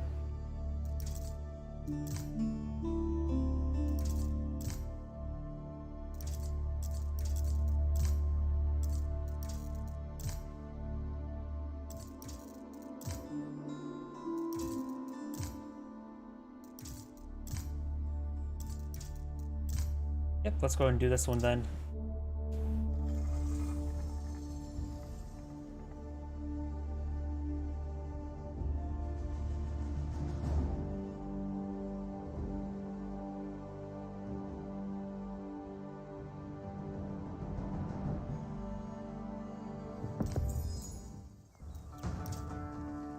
Greetings everyone, and Great here for another H-Powers 4 replay. So on the bottom right side as the Blue English, we have Short Q Enjoyer. On top left side as the Red Roost, we have AI Stockfish.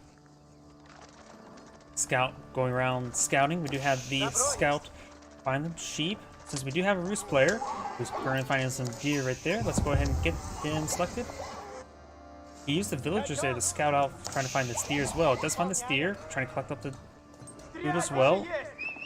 And let's make sure we have the Roost player selected so we can see the trade bounty. So Cornet's 120. Let's pick off all the deer in time with those villagers. Very nice. And start collecting up the deer now. Exotic doggo is being found. And the Roost player does claim it. Up here, Roost player has looks like a third scout out on the field. Gains some good kills there on these. Also find this deer in the back of the corner. Not properly queued up these guys. Going for the Kremlin now. Bit of a momentary delay trying to get the Kremlin.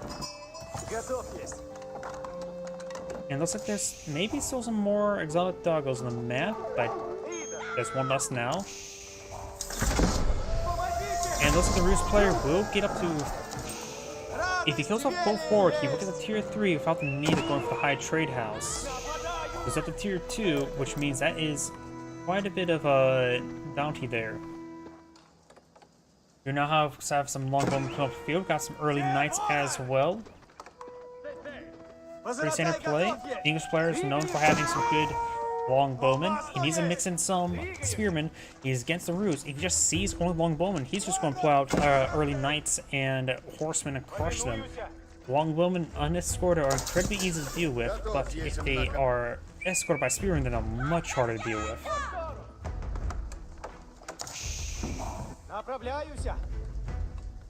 We have wheelbarrow researched by the Roost, and the English player is not researching any economic text at the moment.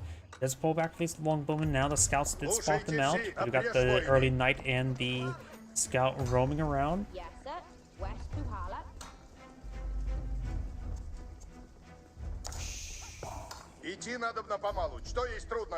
And he's actually immediately went for some palings here to protect this gold mine there.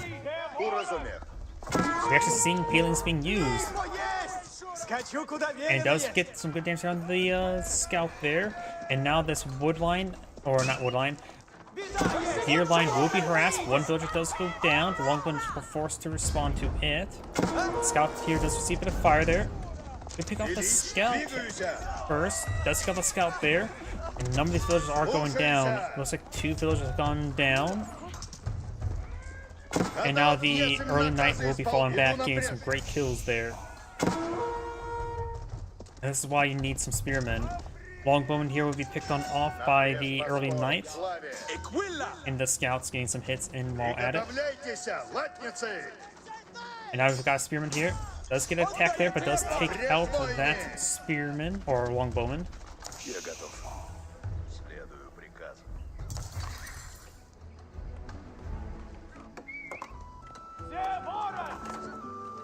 You have an archer range now pulled out on the being pulled on field, trying to eye for some archers to engage those spearmen.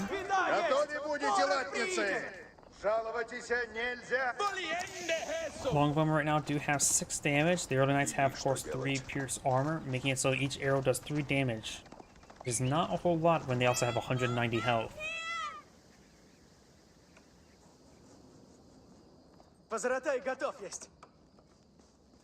Got these villagers pushing away over here, trying to pull out town center.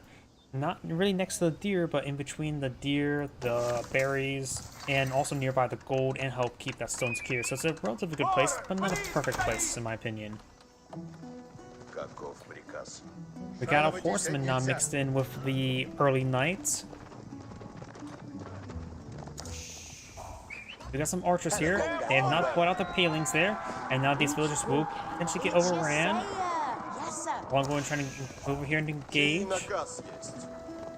But looks like right now the Roost player is just using passive gold income. I don't think he has anybody on gold mining just yet. Oh, he does have actually 3. That's been recently placed there. Horseman does see some arrow fire there. Got another scout over here, and now looks like Red is claiming that boar. Does lose a villager, however, wasn't really paying attention. If he kills this other boar, he will have his tier 3 trade. And he could use these early knights to do that, as well as the horsemen. Usually what I like to do as the Mongols is use actually my first 2 Keshiks, not to hit my opponent first, but actually hit the boar first, so I can quickly collect up the boar and get that food going.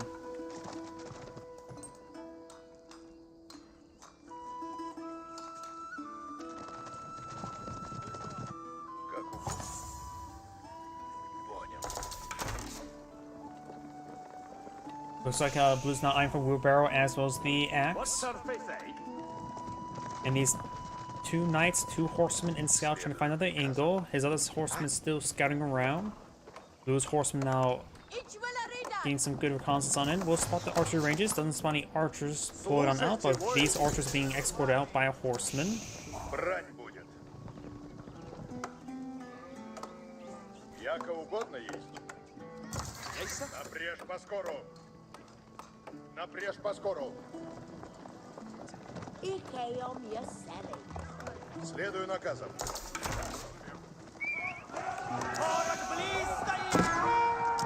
Does take out one of those villagers there. Very nice. And falls back in time.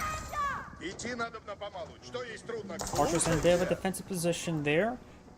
I don't know if he knows about this southern area just yet. Слушай наказ. He may actually find it relatively soon. Knight and horseman, no, he does not know about this area just yet. And this area could be engaged and potentially even torched down. Longbowman advancing forward. We do also got some escorting spearmen as well. Archer, Longbowman did find a good volley there on the archers. Does pick off one of those archers now. We do have now the textiles being researched with the max health of these villagers. Very important indeed. Both players have deployed out second town center, but Blue has a lot less villagers at the moment. 45 versus 38. And we do have the boar being claimed over here. I'm pretty sure the Roost players, yeah, he needs the other boar in order to get max out trade bounty.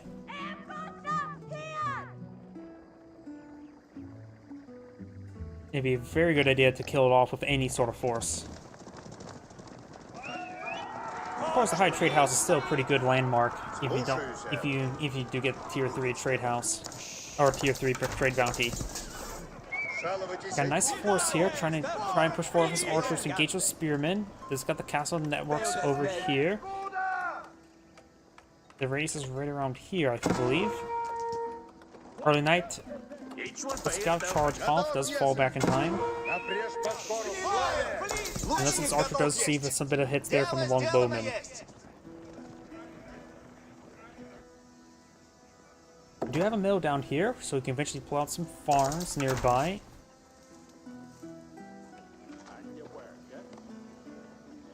Now we've got the wood chopping research as well for the English.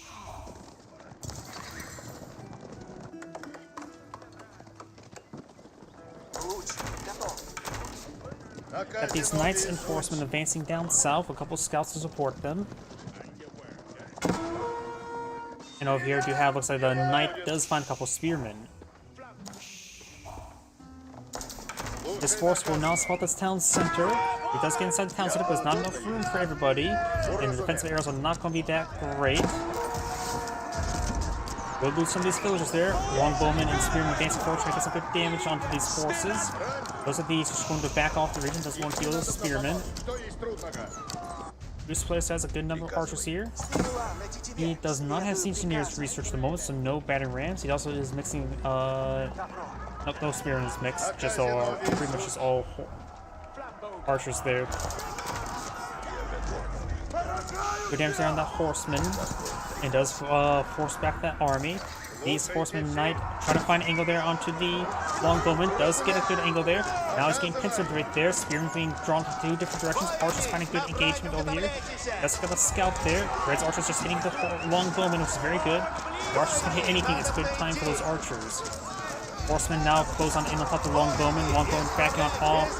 Blues back into the corner there. They do have an equal military size, but of course the early knights, Red's army is higher quality. Does turn around, fire a couple volleys down the spearmen, taking them out.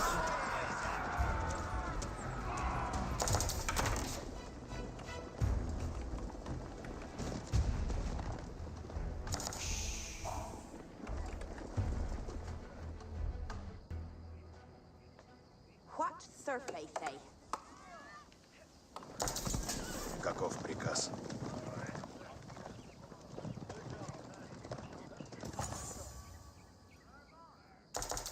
Готов, есмь наказы исполняйте. King's Palace not being pulled up with the English. I'll get him another town center, which will help out equal out the villager disparity numbers. Going for some more barracks here, maybe eyeing for some man-at-arms at the moment. Or spearmen wouldn't be more spearmen wouldn't hurt, but man-at-arms could help engage. Like a spearman, man-at-arms, along with a longbow could be a good combination to help the Otis force. Can't really just pull out crossbowmen because there's a good number of horsemen in the mix as well. We also got Pierce armor being researched by Blue as well. King's Palace going up, but may be under siege relatively soon. Приказывай, следую приказам. Reds advancing on forward. King's Palace not fully built. Gains good damage there. Spearman. King's Palace is interrupted, but has plenty of health. Doesn't worry about it going down. Got this force trying to rotate around. Blue has 10 less villagers on his opponent. Trying to torch it down, but it still has a lot of health remaining. It's not going to be a good item to torch down. Doesn't have any fire armor, though. Let's get some damage there onto those archers. Spearman advancing forward. Maybe we'll find some good damage there. Spearman can turn around. Now's a good time to get some good hits there. None of the early knights or horsemen has gone down for Bread. So one of them's very, very wounded. Those trying to advance forward, trying to force down this King's Palace once again. It's going to be a big contention point in this game. Spearman does get a spear brace there, getting some of those horsemen. A couple horsemen do go down there, trying to overrun these longbowmen now. Spearman now engaging, longbowmen just trying to gauge the archers there. And the King's Palace is almost complete, so we're going to have to sack these villagers. Not trying to get villagers right there. He's got those villagers inside. Does get those villagers inside there. And does get the age up. Lost all those knights and horsemen there to the spearmen. Red has lost a significant force, Blue has lost a significant force, but overall, the higher quality army was Red's, and all those knights have gone down. He literally has only freshly spawned knights at the moment. So, big loss blow to Red. Blue did lose some villagers there.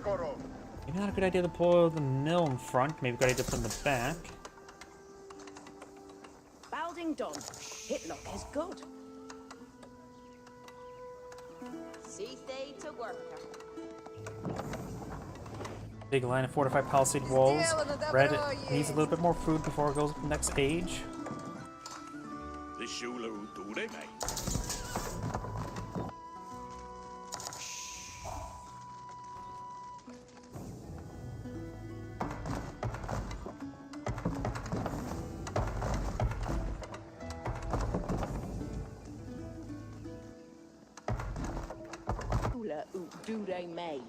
Now we've got the elite longbowman research. We also have the, well, not the elite spearman just yet. We got the high trade house, elite spearman research on the way, and high trade house is going up right here. That should, it's not exactly a great position. We'll try to push it a little bit farther forward. That should probably get him about 120 gold per minute if I were to hazard a guess. The boar over here has not been claimed. He does take out the villager there, very nice.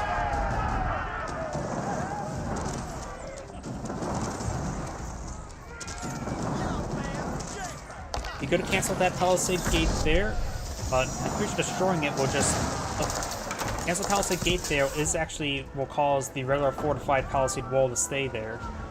But does torch it down. Now Blue's army's advancing forward. Veteran Longbow advancing forward. Got the next age for the Roost player. It does have a good number of nice point of view. Not a lot of spearmen. The veteran spearman research is still on the way. Trying to go a bit of gold here. And the spearman does get a good slice there. Just got his elite or veteran spearman research. And some of these stables starting to go on down.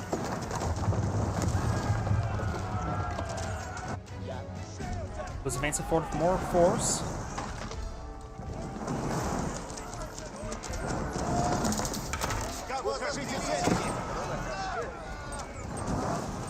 These villagers are going to receive some fire now. He only has one wooden fortress region, so he's going to have to lose a bit there. Longbow push a little bit too far forward. Massive wave of militia. 20 militia. He hasn't put out his militia just yet this entire game. And this will force back Blue. He can't. He's just best to run away from the militia at the moment. He could leave his longbow behind in order to save the spearman. Spearman now engaging the early knights, keeping them at bay. The militia, just a lot of them. More of these forces being spawned field. Does have man-at-arms spawned field. He has ironclad researched as well. May want to get some more armor while at it. Man-at-arms want to be holding the line. They can withstand quite a bit of abuse there. Not exactly versus knights, however. Knights do have high damage. Militia still has 30 seconds remaining, so still plenty of time for them to utilize. King's Palace providing the network of castles now. He's going to lose some of those man-at-arms. Militia still charging forward. Now he's going to have to stand and fight them. Let's lose some of the longbowmen to the militia. The militia are halfway gone. There's still this massive group of militia here. They still have another 10 seconds. Just suicide in those militia. They're dead anyways. Now they're dead. Anyways. We do have a good number of early or regular knights now uploaded on the field, making their way over the flanks. Blue's now advancing forward with this force. Do we see a siege workshop anywhere? We do have one being built. No Maginot in the build queue. He's going for some warrior priests. And this will keep the English player at bay. Got some spearmen in the mix. This will distract his opponent's army, buying some time to get out some Maginots. Going for another scout as well. There's a lot of shrubbery in this map, so he needs shrub spotting.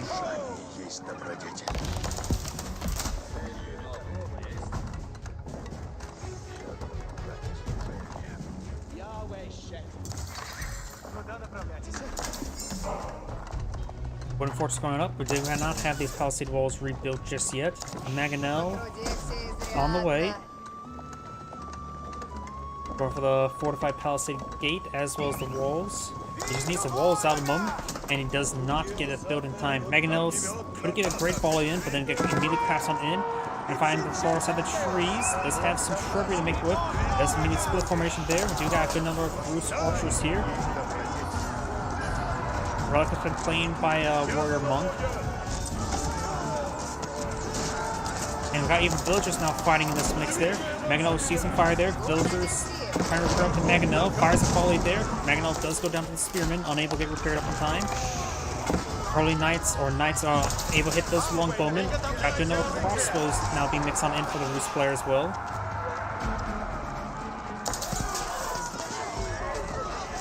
Got some warrior monks here. They are getting their Saint's Blessing effect there, giving these guys increased damage, +2 damage, +1 armor.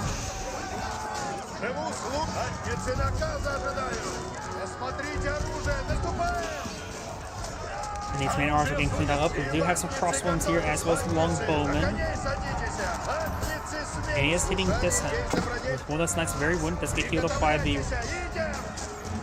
warrior monks.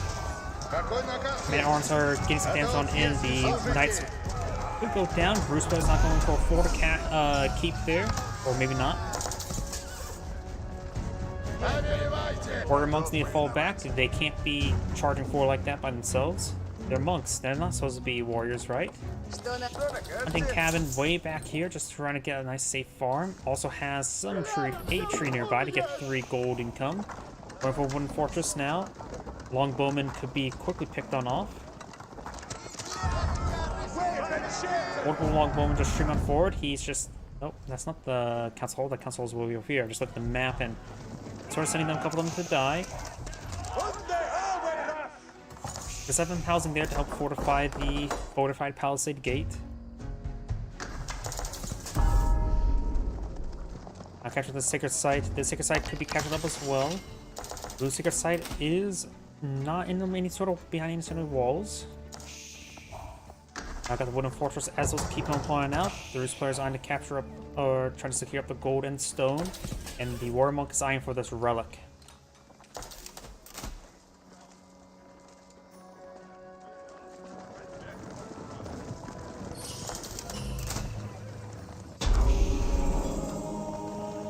Sacred site now captured up by red. Слушайте все.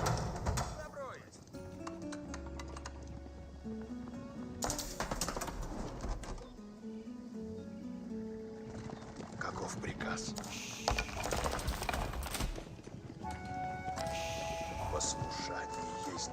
Berkshire Castle now being deployed on the field. Right here. Very defensive spot there. Not being aggressive with that one. Maybe you probably wouldn't, if he's going for that defensive, he may just want to go for the Weingard Palace. Or the Weingard Palace, however it's pronounced. These knights could potentially find these villagers there. Their spawning range is bad, but we'll go ahead and get them attacked. You will lose a number of villagers there. This gold has 1,600 left. And its keep is being maintained, being secured. Red has currently a larger force than on the field. Blue only has a force of spearmen and longbowmen and single man-at-arms. He does have plenty of food at the moment. He needs some more gold. He does have some gold deposits in his own walls. Knights advancing on forward.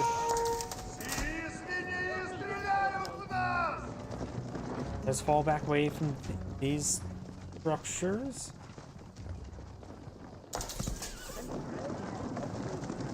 Red's now advanced forward with a sizable force here. Has a Mangonel and Springald in tow as well. And no Imperial Age yet for the Rus. The Rus needs a bit more food. The Bats will allow Market to get some more food.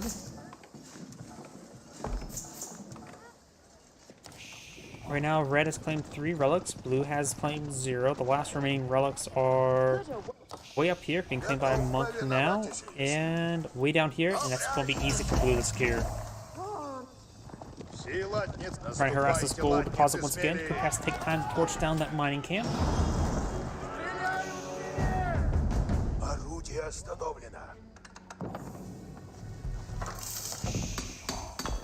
Going for a hunting cabin here and farms. Not sure why he's playing on farms, such a vulnerable position. I can see him trying to secure up the gold and the stone, but not necessarily trying to use that farm there. Early night will spot a lot of forces. We'll see a bit of fire there. Now I do have the high armor now being pulled out on the field, as well as Boyar's Fortitude.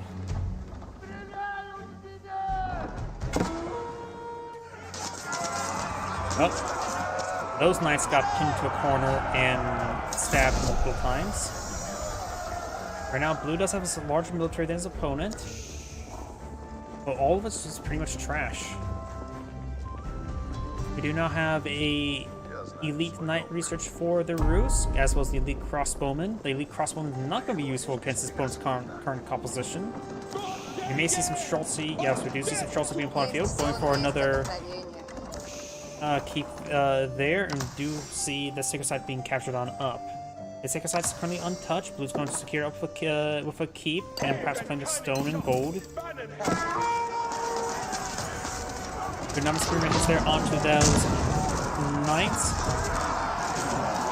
Warrior Monk also gets some healing there as well. The keep's now pulled on the field, provides some good fire support for these red forces. Also get inside the wooden fortress as well as the keep. He needs to also pass the spotting turret, this castle watch there, just simply to be able to spot into this shrubbery a little bit better. We do now have a blue defensive keep being pulled on out. Those right now having trouble being built with all the nearby forces, and it's going to just rebuild it nearby. Warrior Monk, those warrior monks do go down there.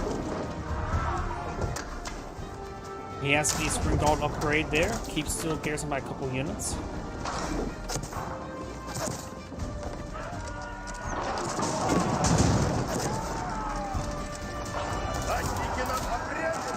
Now gotten senior arrows researched by the English. Getting some great damage on this long bowman. We also have Mangonel being put on out, going for arrow volley as well as the elite army tactics.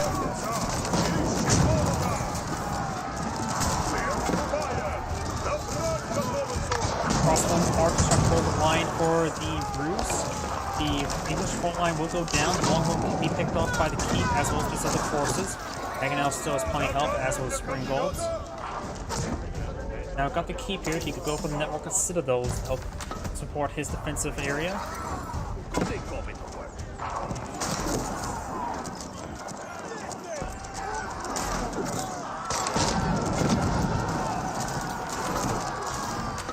Good, it's there. It does pick up the warrior monks there. More warrior monks charging forward. It does pick up the warrior monks. They do have no inherent pierced armor. some of these horsemen started going down. You got still a decent force here by the Roost player. Both got 41 to 46. Now we've got the bomb. Oh no, that's not a bombard in placement, but that's just a bombard being deployed on out. The keep does have a bombard in placement. Horsemen being fed on in, going down.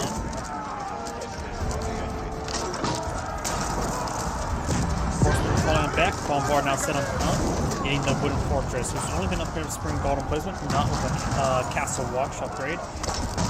Those forces push way forward. There's a good number of archer forces to take out those forces, but the longbow getting a lot of free damage into those man-at-arms holding the line. Right now, elite man-at-arms currently have 8 to 9 armor. These will get some more. These players have some more technology to research. This player is getting a lot more technology to research. Now going to incendiary arrows as well as lightweight beams and more pierce damage. Now we've got batteries pushing forward as well. He does not have the wandering town research just yet. Going for another castle turret or wooden fortress there to get some more spotting. Spring golf placement also being upgraded there. The Roost's front back line starting to get disintegrated. More horsemen being streamed on forward trying to overrun these longbowmen. They have 13 damage at the moment, while the horseman only has 7 armor. Of course, these guys do have Warrior's Fortitude to increase their health, and I believe he also has Biology, greatly increasing the health of these elite horsemen. More banners pushing way forward, but they are falling back. The previous ones did not all do all too well. Keep and wooden fortress still has plenty of health. Of course, there's a fresh wooden fortress there. Now it seems to fire. Maybe we just want to not keep it upgraded at the moment. More horsemen advancing forward. The Roost player has minimal forces on the field. Chelsea do take a bit of time to pull on out.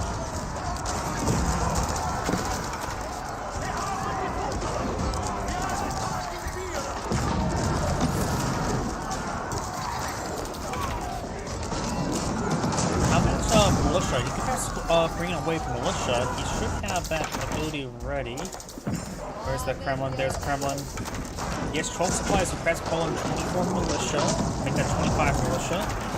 Or 26. Those barriers do go down there. I still got another one bowman region, but nothing to engage the keep. He may just want to throw forces inside the keep there to get his arrow count up going.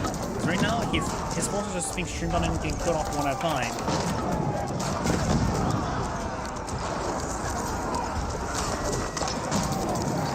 Right now, his archers do 13 damage. This is still a significant amount.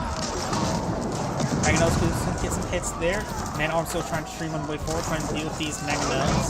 But we have some defensive Streltsy to protect those Mangonels. But now we've got Spearmen getting some hits in onto the well. One of the Mangonels do go down. And still got horsemen streaming on in. Still has twice the army than his opponent at the moment. Got some Barons pushing way forward, which will draw some fire there. We have these bombards advancing forward. The keep, of course, has both the cannon and the spring ball in placement. Trolls make their way advance. Man-at-arms do get cleaned on up. Banners push way forward. Roost players still hold the front line. The Banners do a good job just drawing fire. More archers, more Trolls are being pushed up. The Trolls are being pushed on off. They do have shorter range. More horsemen right there. And the man-at-arms will engage these forces. Battery rams pushing way through some of these keeps. Let's take up the outpost there. Now banners will be eyeing for the keep now. The keep is pretty low, but the village is nearby to get repaired up. And looks like got a bit of a keep war over here. And Blue's keep will be able to force back those villagers, not pick them off. He doesn't pay attention. Red has too many villagers at the moment, so those villagers will be fine.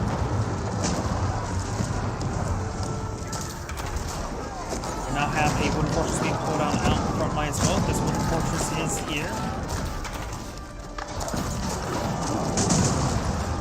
Villagers trying to build that wooden fortress nearby, and now we've got these forces falling back. It does take up the castle watch. The keep does go down the outpost, so no more network of castles. It does have network of citadels researched. And this gold mine has been abandoned. So some gold left, not a whole lot. This gold's being cleaned up on the Roost player, so overall the gold income longevity is going to be much better for the Roost player. But the player has plenty of gold and wood. He actually needs more wood. He does also have access to the gold passive generation for his farm, so those will provide some good gold as well.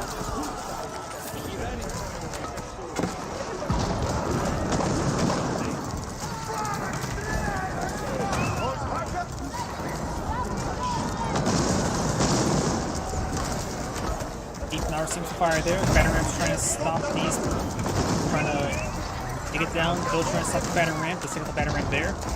Got some bombards here.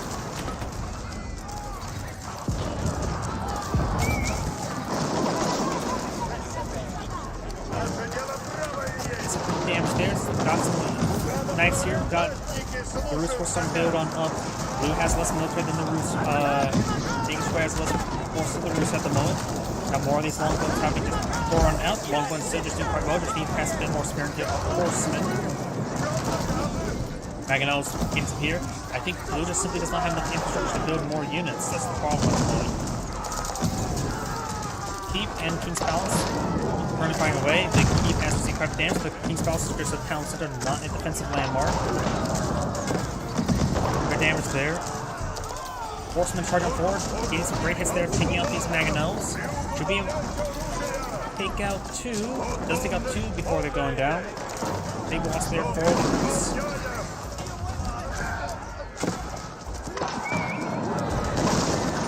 Long one just constantly getting some damage output on these forces. More spearmen drawing forward. That gave the English all of the beats. Gave a better front line, but there's still one Mangonel on the field. Keep them mostly repaired on up. Long one still firing away. You have some Roots man-at-arms now being put in the mix. Elite man-at-arms as well. More English horsemen pushing forward. They're not elite horsemen. There's only veteran horsemen. Now got a lot of these villagers coming forward trying to push down these battering rams, getting a little bit desperate. Both also has a significant number of villagers, so it makes it relatively even military fight.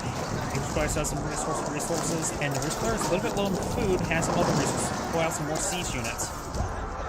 Let's take out those battering rams there. Maybe want to take that to keep with what Lowstone has, just use one villager for that.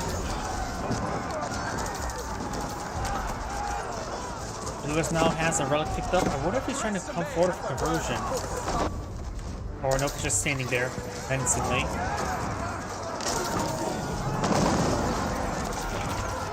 English Players trying to gain a good number of defensive longbowmen, able to help really hit the front line. Got more of these horsemen playing forward. They only have 7 here in Pierce armor. The longbowman right now has 14 damage. More battering rams push right forward. English horsemen able to deal with it. They have these horsemen research and now getting up. Let's get the biology research to make these horsemen a bit more durable. They have to take on those battering rams before you didn't connect with the keep. Gets good damage from the horsemen with those Mangonels. Got forward along the camp trying to be fought through. Got some. He also has some screw bolts here trying to overrun the Mangonels. Let's just see pretty damn good hit there. Horsemen getting some hits on other forces. Longbowmen able to advance forward in numbers. English Player has stabilized mode, but there's a lot of wooden forces there taking up for his spring golds.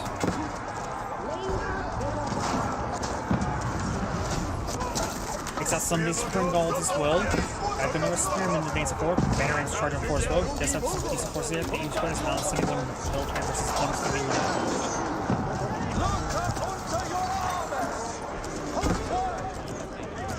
more veterans start trying to creep his way forward. This keep's not very well prepared. That puts wood there. All this wood's been cleaned up. Maybe not be able to collect these. Maybe too close to the edge of the map. I'm not sure. Oh, there's a good wood deposit. Potentially claim that. We keep fighting out, but it looks like Blue's keep is overall losing. Horsemen charging forward, maybe trying to find some harassment. There's some vulnerable areas here. The harassment got these horsemen not breaking through Blue's gate. Berkshire Castle is providing some fire support there. Trying to immediately rebuild the wall there. Got good number of longbowmen engaged as well. They will be repelled, and these horsemen will not even breach through the fortified palisade walls. Do you see court architects? No, we do not see court architects. Horsemen find some gate hits there onto these villagers. This will also allow the English player to pull out a lot more military units. Right now, British player is sitting at 145 villagers, this one's sitting at 117, which means blue can pull out a larger force, which can make quite a difference.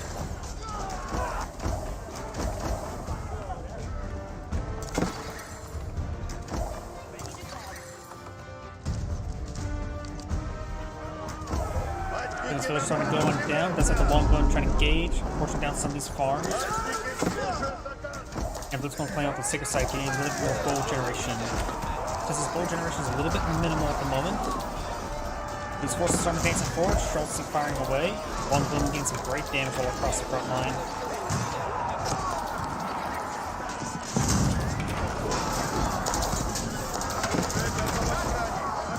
Baron trying to push his way forward. Horseman trying to get to that Mangonel.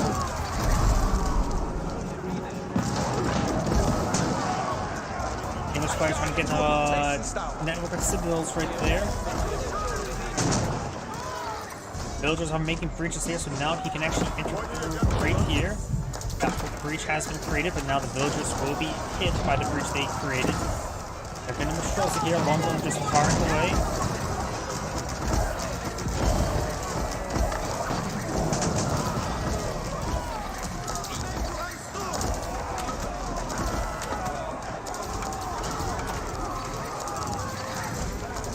But it's there. We got these forces now seeing quite a bit of fire. Longbow engaging. We got an outpost over here. Building some extra outposts just in case. The Russ player may have more villagers mode. The English player has less villagers, means more military. Got these villagers running around, trying to patch up this breach there. Got a wooden fortress right there. Takes some good damage there. More longbow, more horsemen charging forward, trying to deal with damage on these forces. Mangonel does find a hit there.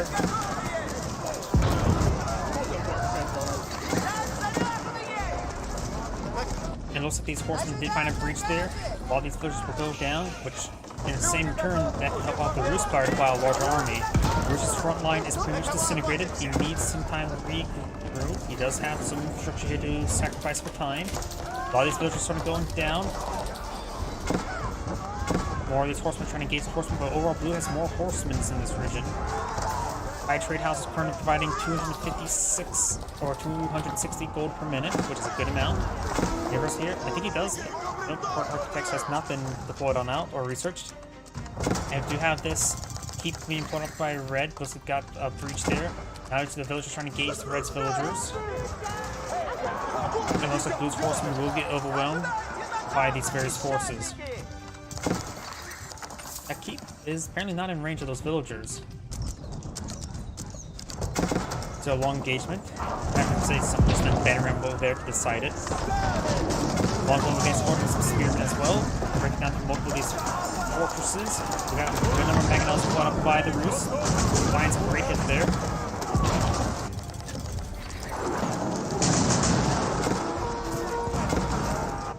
Oh, here looks the horseman, do find the horseman, and the Russ player has transitioned to some trade caravans, which is actually very important. So the Russ player is probably going to have plenty of gold for the rest of the game now. At least enough to work with.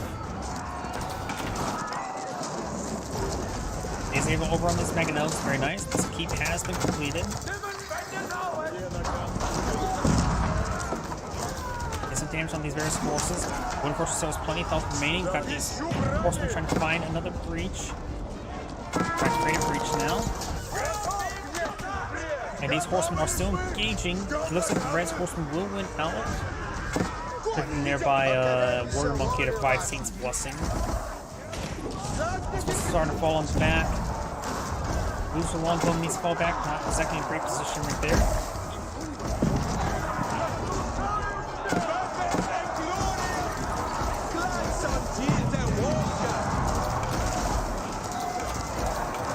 Horseman charging forward, trying to get some damage there on the Streltsy. Horseman bonus increases the Streltsy. Longbow now engaged as well. They will get just damage on the Streltsy as well, and they're not inherently armored. And it looks like the English are still fine this engagement, but it's a bit of a melee with multiple forces. Red's not pushing forward, a lot of damage, trying to draw some fire there. Bombards trying to dance around, trying to push their way forward. The horseman advancing forward as well. Horseman being pulled out. Keep still here. Keep still fighting out.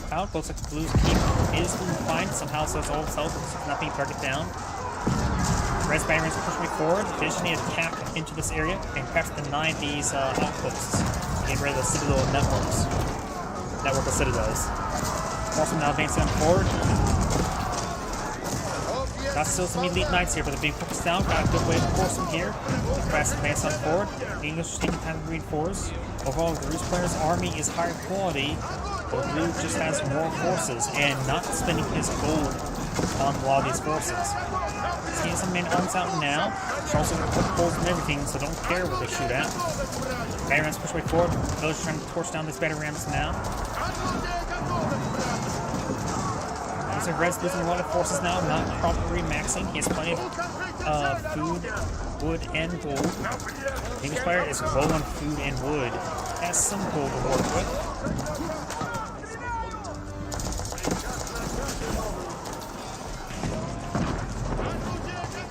This keep has been set up ablaze. Trying to build up some more bombers in the keep. Longbow getting some good damage on in. Overall, the English player does have a lot more force on the field. The keep does go down. This mill goes down. Now got the network of Citadels now active there. He does not have the arrow brawler research just yet that can help him out in a lot of these fights. And over here we do have these fortified palisade gates starting going down. Blue's trying to go for some more harassment. Running on the trade line. He needs to hit that trade line, though right now he's a lot of gold stored up. Longbow against more cases of damage on those archers, trying to focus down these Mangonels. Let's get one of the Mangonels there. Keep still fighting, still not hitting Blue's keep, so Blue's keep eventually will win. Horseman trying to torch down some of his forces. Got these forces here, trying to hit some more villagers. Got a big wave of militia up on field. I think the Rus players getting a little bit desperate on the front line. Horseman trying to forward, trying to deal with these Mangonels. Getting some good damage there onto these spring bolts now. Baltimore's trying to advance forward, trying to deal with this keep. They have the wooden fortresses. And Blues right now is getting good force out on the field, dealing with all the reinforcing Rus units. They have the wooden fortress now. Right now the Rus player may just want to eye for some more Mangonels. He has not a lot of food, he's plenty of gold and wood. But maybe going for a big wave of Mangonels from the front. Bombard's now hitting down the keep. Keep is fully kitted out. Trying to capture the sacred sites. Red has these sacred sites, which is providing some good gold generation. Each player does have one sacred site, which just gives them enough gold generation probably. Horseman has to be nice charge on forward. Let's get the keep now. Longbowman's still trying to deal with these horsemen. More horsemen, English horsemen advancing forward, more Rus horsemen, and now some Rus man-at-arms here. Rus man-at-arms may be a good idea to help engage these longbowmen. Right now he's just having trouble connecting with them. So that's why I still believe he needs to get out some Mangonels, not the battering rams. Six side not being attempted to be decaptured once again. Villagers start receiving some hits. English players still working on minimal food. I guess this wood being claimed on up.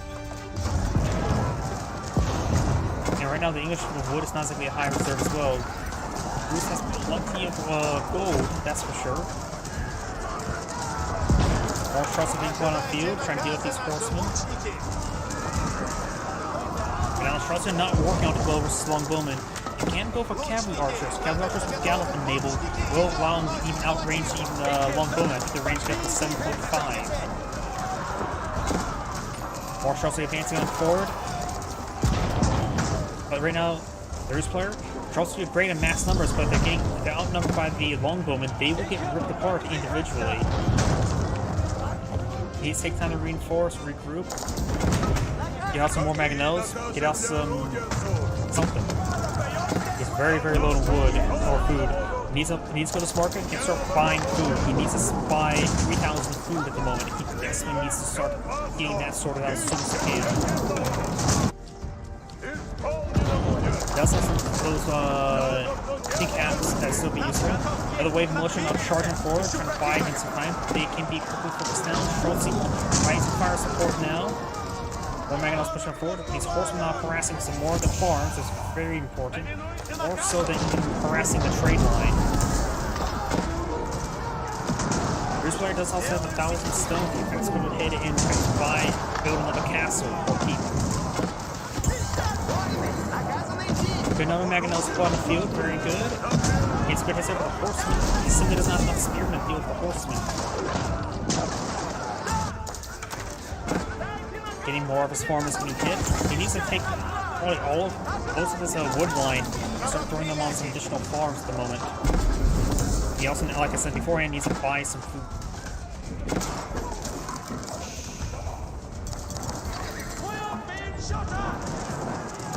But I heard some failings.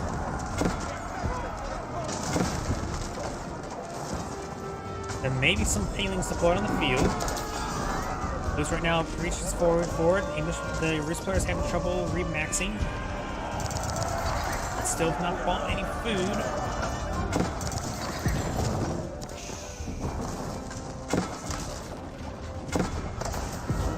He has the high armor. He just needs to go for. A lot of Mangonels. Some of the trade lines not getting hit as well. He was one of them just advancing on forward. Bombard just getting some hits on everything.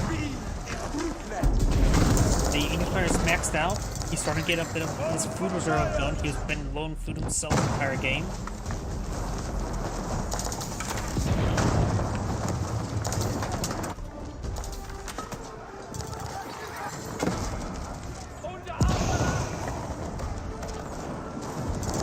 More bombards push right forward. Horsemen trying to overrun these various Mangonels. Schultze, man arms being put on the field. Horsemen still being engaged. Looks like a good number of these traders have gone down, which is fine. He has plenty of gold income. He can lose some. Or gold reserves, I should say. Yeah, we're playing wood and gold can get in place as well. Yeah. Has 52 villagers on food. His opponent has 74. Some of these Magnol shots are running up in, but not great shots. He's using the spread formation. Trying to go for more horsemen, more Schultze. He still has plenty of production. Oh, he may just need more production structures as well. It doesn't seem like he has a whole lot of production structures left. He's streaming these horses one at a time. That's not good. Oh, he does have quite a bit over here. It's also as well. If you start getting your your base starting to be cleaved in half, it's hard to ground reinforcements, and that Maginot does go down.